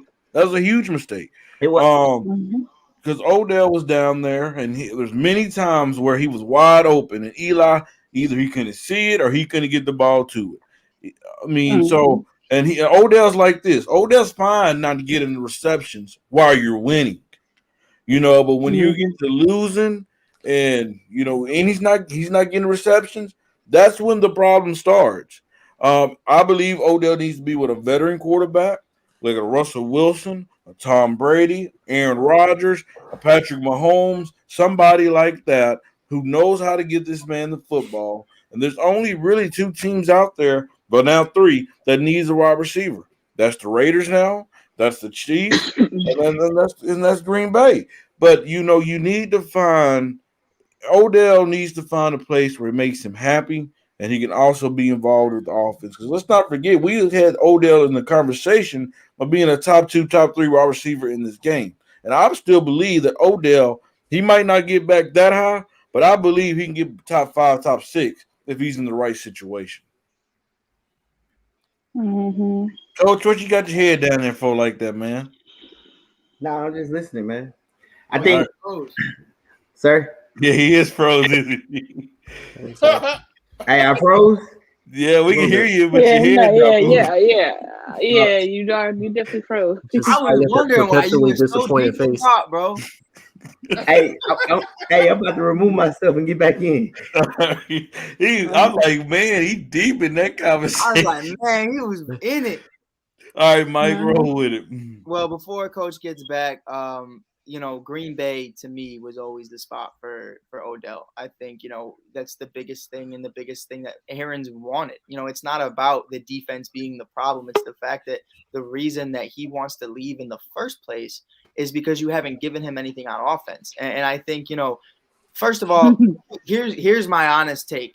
My honest take to why Odell didn't get traded is because every front office knew that they could probably get him for free if they waited till after the deadline. They didn't have to give up assets. They're probably going to release them. There probably is going to be that kind of problem. So I definitely think that's why you don't see that kind of thing happen, is because when someone's on their kind of final season where, maybe contract-wise he's not going to be a free agent, but damn well that man's going to try to force his way out one way or another. So I think that's why you didn't see teams like Green Bay, Chicago, or other teams, make those type of trades like it was rumored. So I definitely do think Green Bay's in the running. A place I would like to see him go, though, as well. And I know a lot of you are going to knock me for it, but I mean, when we see what the Rams and Tampa's doing, I'd love to see the Cardinals take a shot at him, because outside of, Hopkins, first of all, Hopkins has always been questionable injury-wise. You never know what's going to happen with Hopkins. D-Hop has ended the last couple of years injured. He's questionable right now. It's something he's maintaining, and he's been dealing with that all season. Losing Larry Fitzgerald was a lot bigger, and you see that in that game against Green Bay, because you have a guy, there's miscommunications. A guy like Odell can go into any system. I truly do believe that. He can go into any system and flourish with the role you give him. You give him D-Hop, you give him Kyler, you give him everybody else. I see no reason why that don't work. Coach might not like it. I'm listening. Doc. When you look at teams, y'all gonna leave Mike alone, damn right? It. But here's what I'm saying, though, Alana. Because we're gonna have the same argument on Sunday. So I'm listening. Right. But here's my thing, Coach, and here's why I want you to hear me out. A lot of people said that AB in Tampa wouldn't work. A lot of people said that stuff. Yes, a lot of people said that. See, can I say something? I guess. Here's the issue. The issue is that when they got the new coach, he doesn't fit what Odell Beckham's good at. Right. He's Baker doesn't fit what Odell Beckham's good at. And I've said, man. That's why you spend all that money, because you got 2 backs. Why do you have 2 backs? Because we're gonna try to run for we're gonna run for 2,000 some yards. Right. By any means necessary. We're gonna run the ball. Baker's not a quarterback. Like he's good with the receivers. He's a poster boy. He's good with the receivers that he got. He's the poster boy. He's on Hulu, he's on this, but Baker doesn't have raw talent like a lot of other backs. No, he's not a true quarterback. He's no different. He's no different from a lot of guys, honestly, truthfully. Right. Now I say this. You're so busy trying to put Odell Beckham in this Green Bay. I don't know why, because their offense is not the issue. That's what you left. You did leave though, Coach. I did say it while you were gone. I'm saying the problem is you understand that the defense is the big part of why this team doesn't go and what stops them when they come across guys like Tampa. But to make Rodgers happy, you haven't brought in anybody offensively other than of Jordan Love. So you have to look at it like that and say, if you can bring in Odell on cheap with Devontae Adams, with Aaron Jones, with Aaron Rodgers, with A.J. Dillon, tell me why that doesn't work. Because regardless of the situation, Aaron Rodgers is not the Aaron Rodgers of old, of what he used to be. I'm just being honest. If you ready, take it from here. I'm done. No. What you saying? That's the thing. The thing about it is, this is what I don't realize. What if you look at Aaron Rodgers, and just being honest, look at the game. I'm not in this. That's y'all. I don't. Who they have it running? Who they have it running back? They have 2 running backs. Oh, Green Bay? Yeah. How many? Aaron Jones. Yeah, Aaron Jones. And last Thursday, how many yards did they rush for? Like 70 some yards. So 150 some yards combined. Okay. Like that's the thing about it. Now, coach, I know you don't. You know what Charles. But see, that's the thing. You keep saying, okay, I'm gonna put Odell Beckham in there. You put Odell Beckham with these receivers. That looks good. But do you really think they're gonna be productive? Yes, with Aaron Rodgers, they're not trying to run the ball. Aaron Rodgers is not in that mode where he can throw 40, 50 plus times. Since when? Come on, man. That, man. Since when, coach? But no, I'll say one thing to Coach's point. Look at the last time a team threw for like 400 or 500 yards and actually won the game. Like, look at what all Dallas was doing 2019. Dak was throwing 400 or 500 yards a game. Wasn't but winning. Tony. Stop. But here's what you don't realize. You see, you're thinking, oh, let's throw the ball. What if it's an incomplete? What happens to the clock? It stops. But coach, no. You're not listening. What happens to the clock? It stops. I understand that. If he throws the ball 45 times, he's not going 40 for 45. Like y'all keep saying, oh, I got Odell and I got him. I got these toys. But if they don't catch the ball, the clock stops. So by the clock stopping, you know what happens? You keep your defense on the field longer. So what you're saying is, let me clarify so I make sure I understand what you're saying. So you believe Aaron Rodgers has lost a step in playing football. And then also you're thinking Odell Beckham Jr. all of a sudden can't create separation. And we obviously you're saying that adding Odell Beckham Jr. is not going to open up with Devontae Adams and others as well. That's what you're saying. Devontae Adams and Odell Beckham are two of the same guys. They run the same routes. And it but you don't think but you're saying that he's not going to open up. Come out. And I'm gonna ask you this because he said let's look at Brady. Mike Evans doesn't run the same routes as AB or Godwin. Right or wrong? You're right. That's true. Like you got 2 guys that run the exact same routes. So if you but you can't say at one point in time you can't put Antonio Brown in that position where Mike Evans is. So let's not be disrespectful. No. When you look at Mike Evans is a vertical guy. All he runs is verticals and drags and maybe a slant. But when you look at AB can catch screens. He can do slants. He can run hitches. He can run curls. He can run posts. He can run vertical. He can run out and ups. Godwin is a deep across the middle kind of guy. They fit together. What I'm saying, when you got 2 of the same type, they're 2 of the same type of guys. Because what you see Adams doing, I guarantee you go back and look when he was with the Giants. Because you're a Giants fan. He's running the same thing with Eli. What was he catching his balls on? Slants. But you can also put him in the slot as well, though. You can put him in the slot. You can put him on the outside. You can put him in different places, though. But he does. So what have you said has been always the Packers' biggest weakness? Their defense, right? So that's great that Aaron can go out and throw 400, 500 yards and get 7 touchdowns between Devontae and Odell. Right. But then what happens when the other team is able to just make mincemeat of your defense, and then it just comes down to whoever has the ball. I was trying to make, Tony. But then on top of that, just think about it too. The Green Bay O-line is not that good. So you're going to hold on, stop. Balaturi, however you say his name, should be coming back pretty soon. Time out. And he's a Chicago fan. What year was that when Aaron Rodgers got that arm like that and he got broke off? It was a couple of years. That's what I'm saying. Like y'all sit up here, you don't put these guys in these positions to do that. Like even if you see Tom Brady, look, Tom Brady, he can do it because you know why? Because he was 1.3 seconds when he released the ball. Right. Like he throws screens, he throws it quick. Those are two different type of quarterbacks. Right, Coach. Yeah, I know what it is with you, Coach. I done figured you out but now. I'm gonna say this though: if OBJ, honestly, truthfully, the best place for him to go is San Francisco.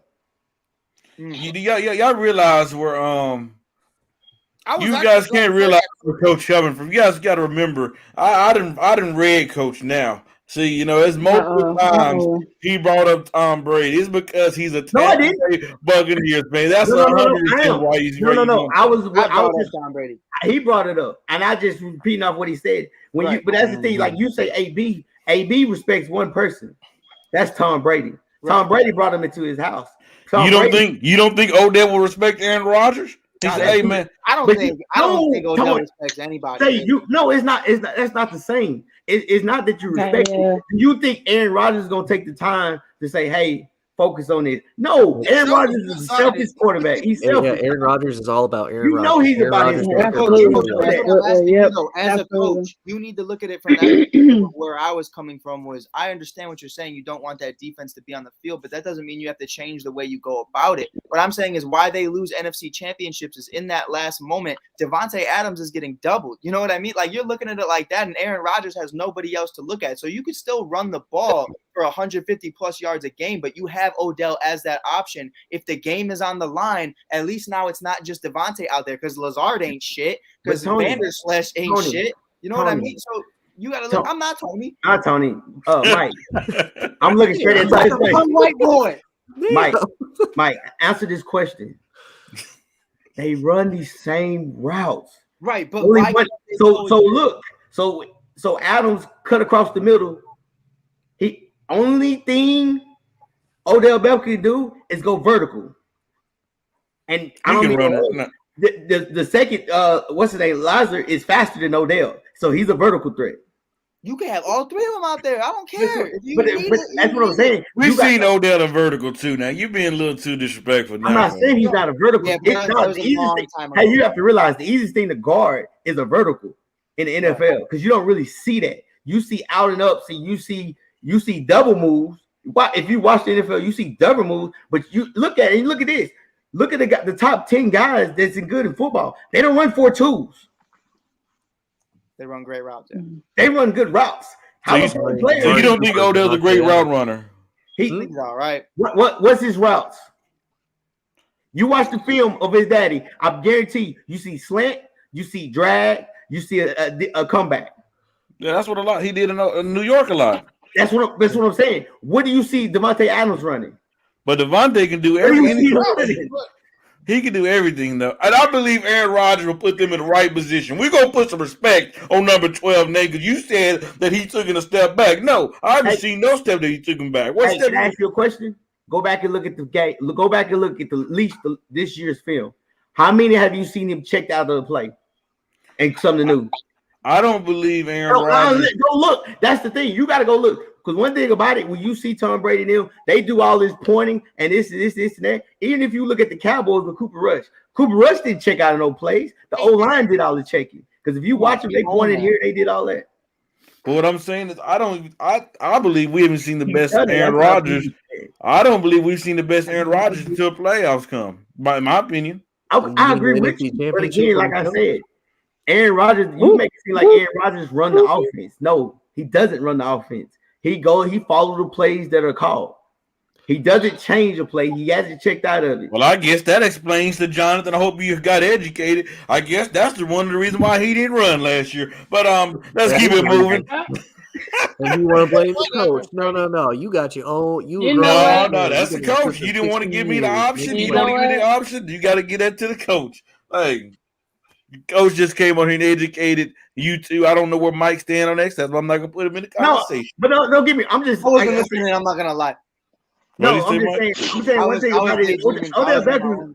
Listen, man, Odell Beckham is a great player. I understand why he's mad. He's like any receiver, man. When I play receiver, if we winning, I don't trip if I don't touch the ball. It's when you lose, it's like, okay, give me a chance. Let me see what I can do. I'll lock you up, coach. I ain't even Hey, coach. You live down here in Marshall. Hey, what did you hear about his daddy? What did you hear about his daddy? As in what? And his talent, his daddy's talent.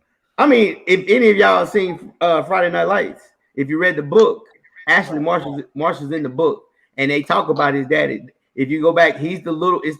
I think Odessa came to Marshall, and he was the running back. They were saying he's a little short dude. They kept saying, "Hey, that's the running back that you got to stop." So I mean, his daddy was. I mean, he was the real deal. If you go, I don't know if they still have it, because in the weight room, our locker room back then, like we had all the picture, all district, all state, all conference, and the ones that went to college. So there's the LSU picture of Odell. That's me, big dog. So, but he was, like I said, he was in the book. They was talking about him. Like he's like Odell Beckham, like his family, he's legit fast. But all I'm saying is he run. Monte Allen runs better. His mom was a track star, I think, too. Yeah, I'll lock up. I'll lock Coach up. I got everybody.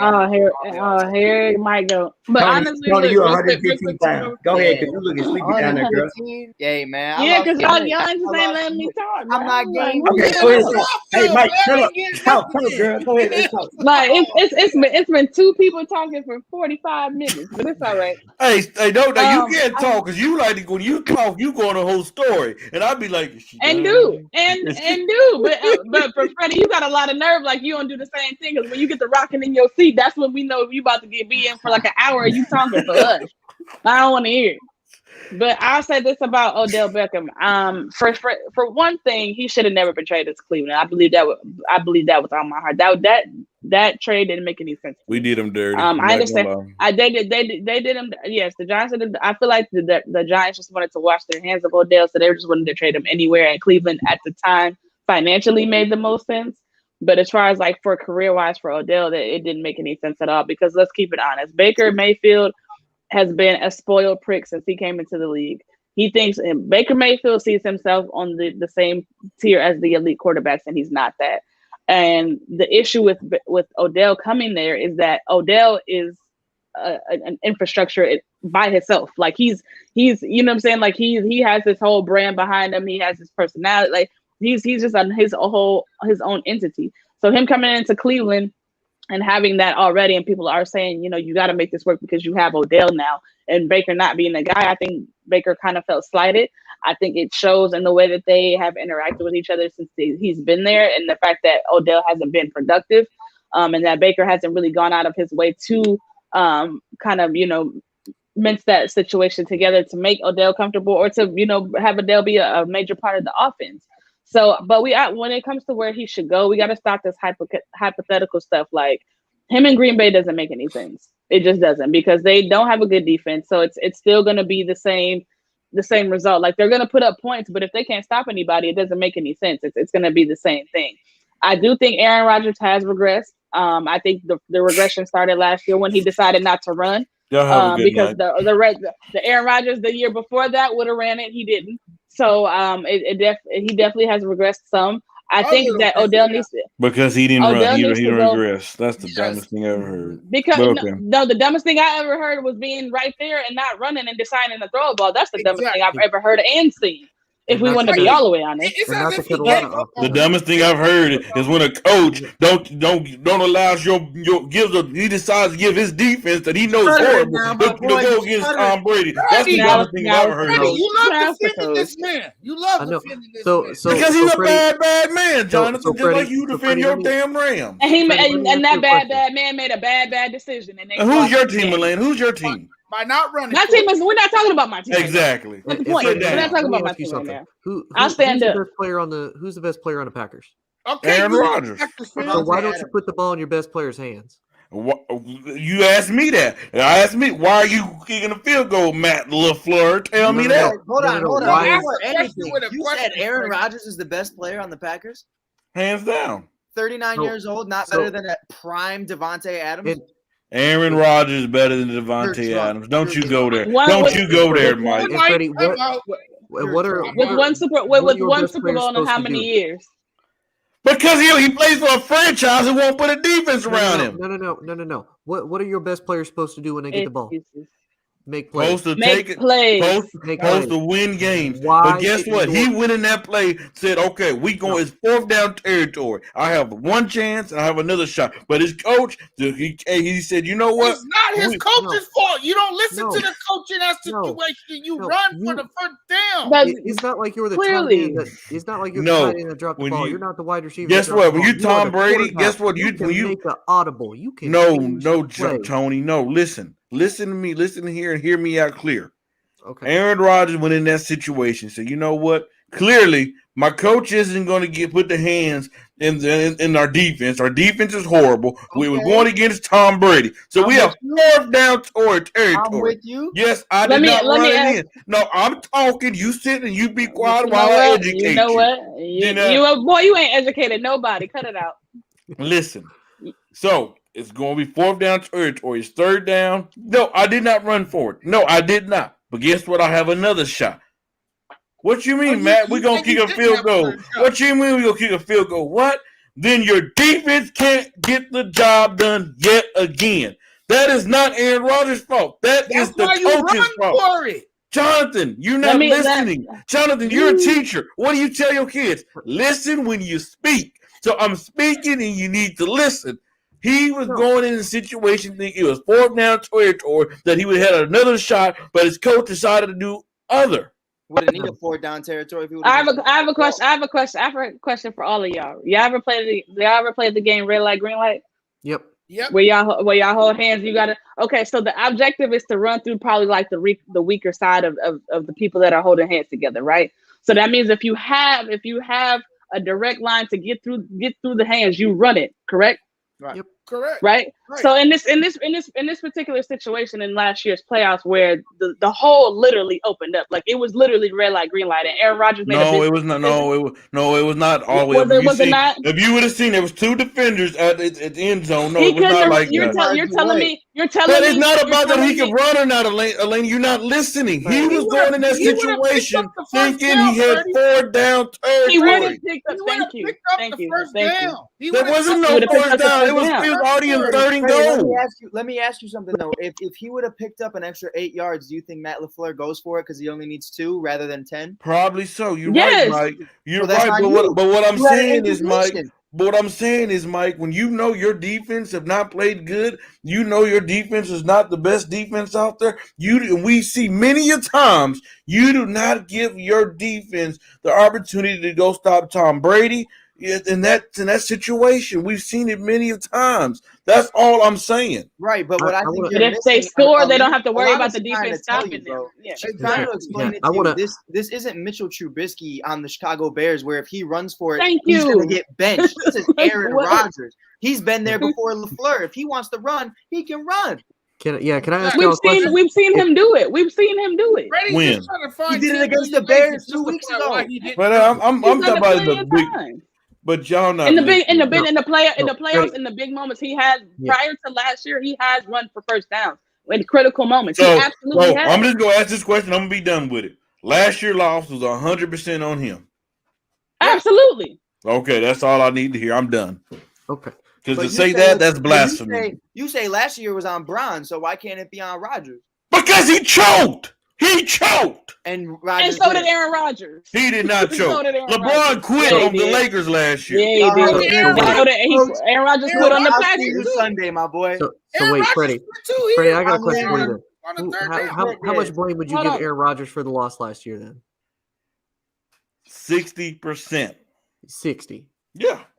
You give a man that is the quarterback that you have to give him. You have to give that defense.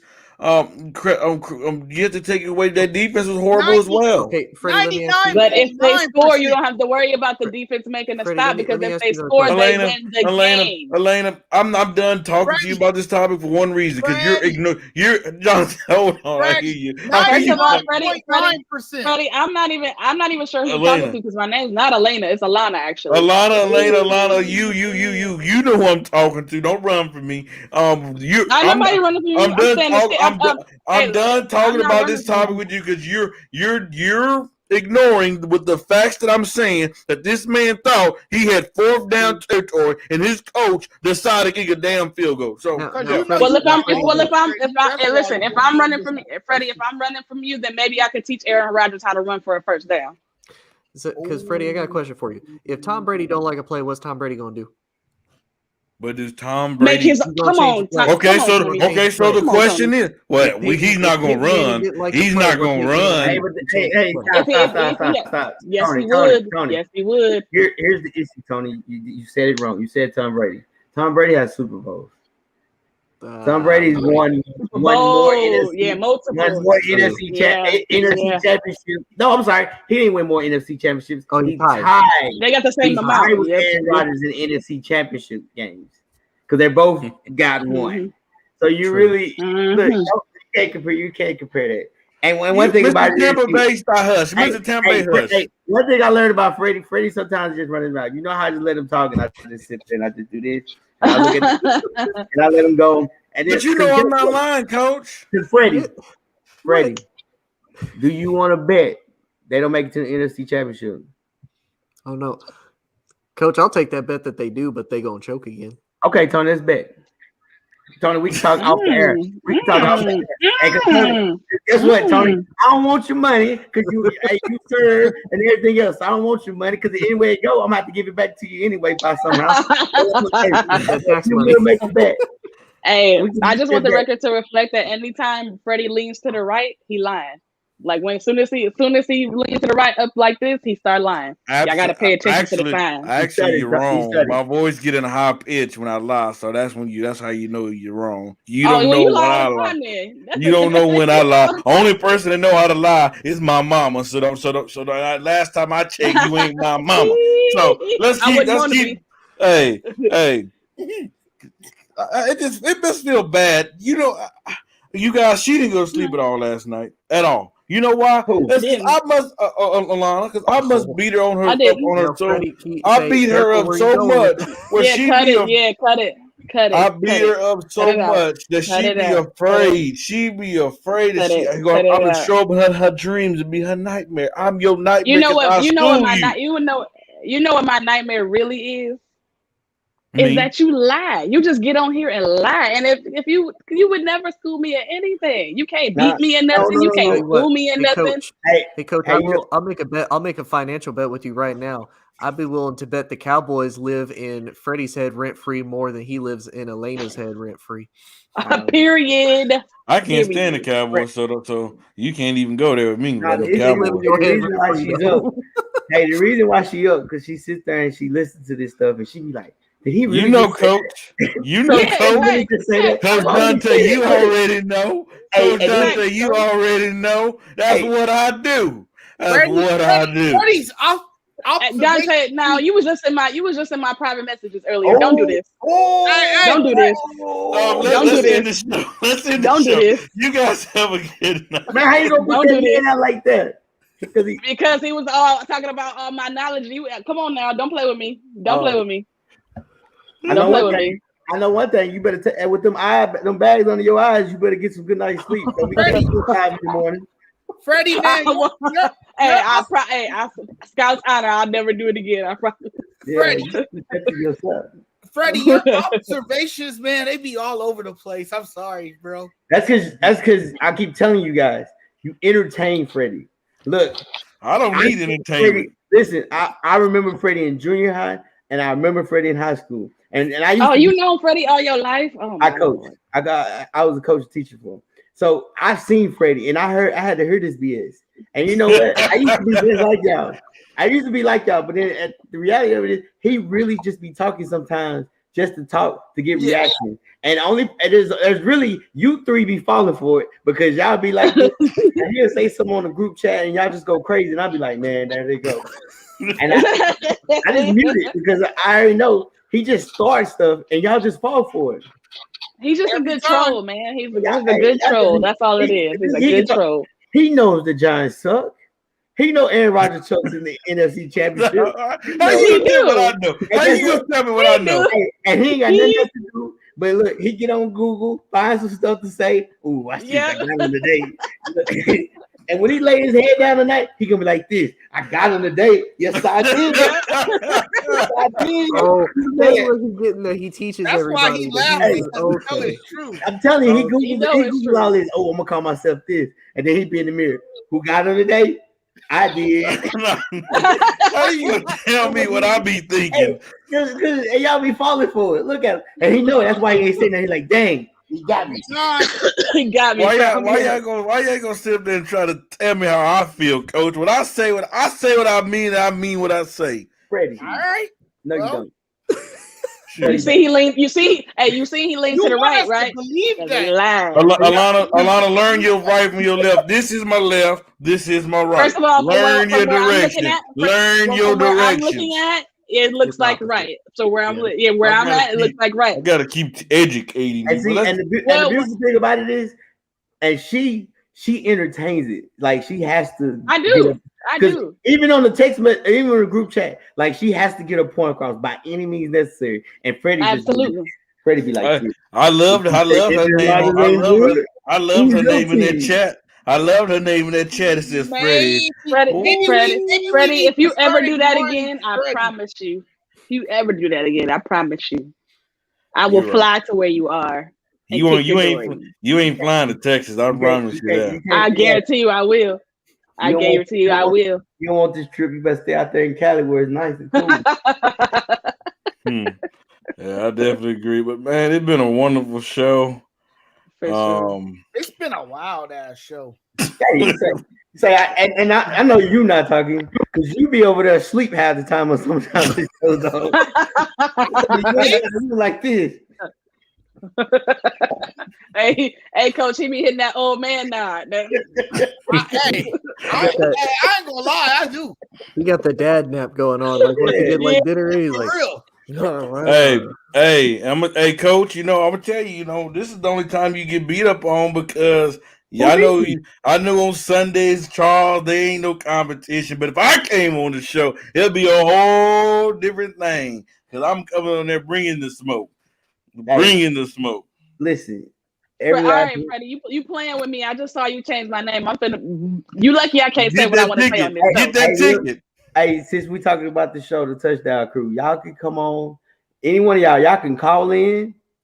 For sure that. Hey, you can send a group message and you just pop in and you want to talk. We gonna talk. It doesn't matter. We don't discriminate. We are the only group show on ASAP Network that you can actually call in on. You can call in. So at any moment, if you call, he's going to press it and hear what you got to say. We do not discriminate. Just know, again, we do not discriminate. Everybody gets it. Men, women, children, we don't discriminate. Oh, yeah. So I just want to let you know that. And it's at 9, so I don't know. It might be a little too early for you. That's like 7 in the morning for you. So it is. See, so you go ahead and get your rest. But I mean, hey, let me know. I'll pop on there. I'll do it just like I did this morning. I'll take everybody to school. I'm the bus driver. We like I said, hey, we have. Okay, it's time to end the show now. Hey, new rule for all the All Sports All Plays Network members.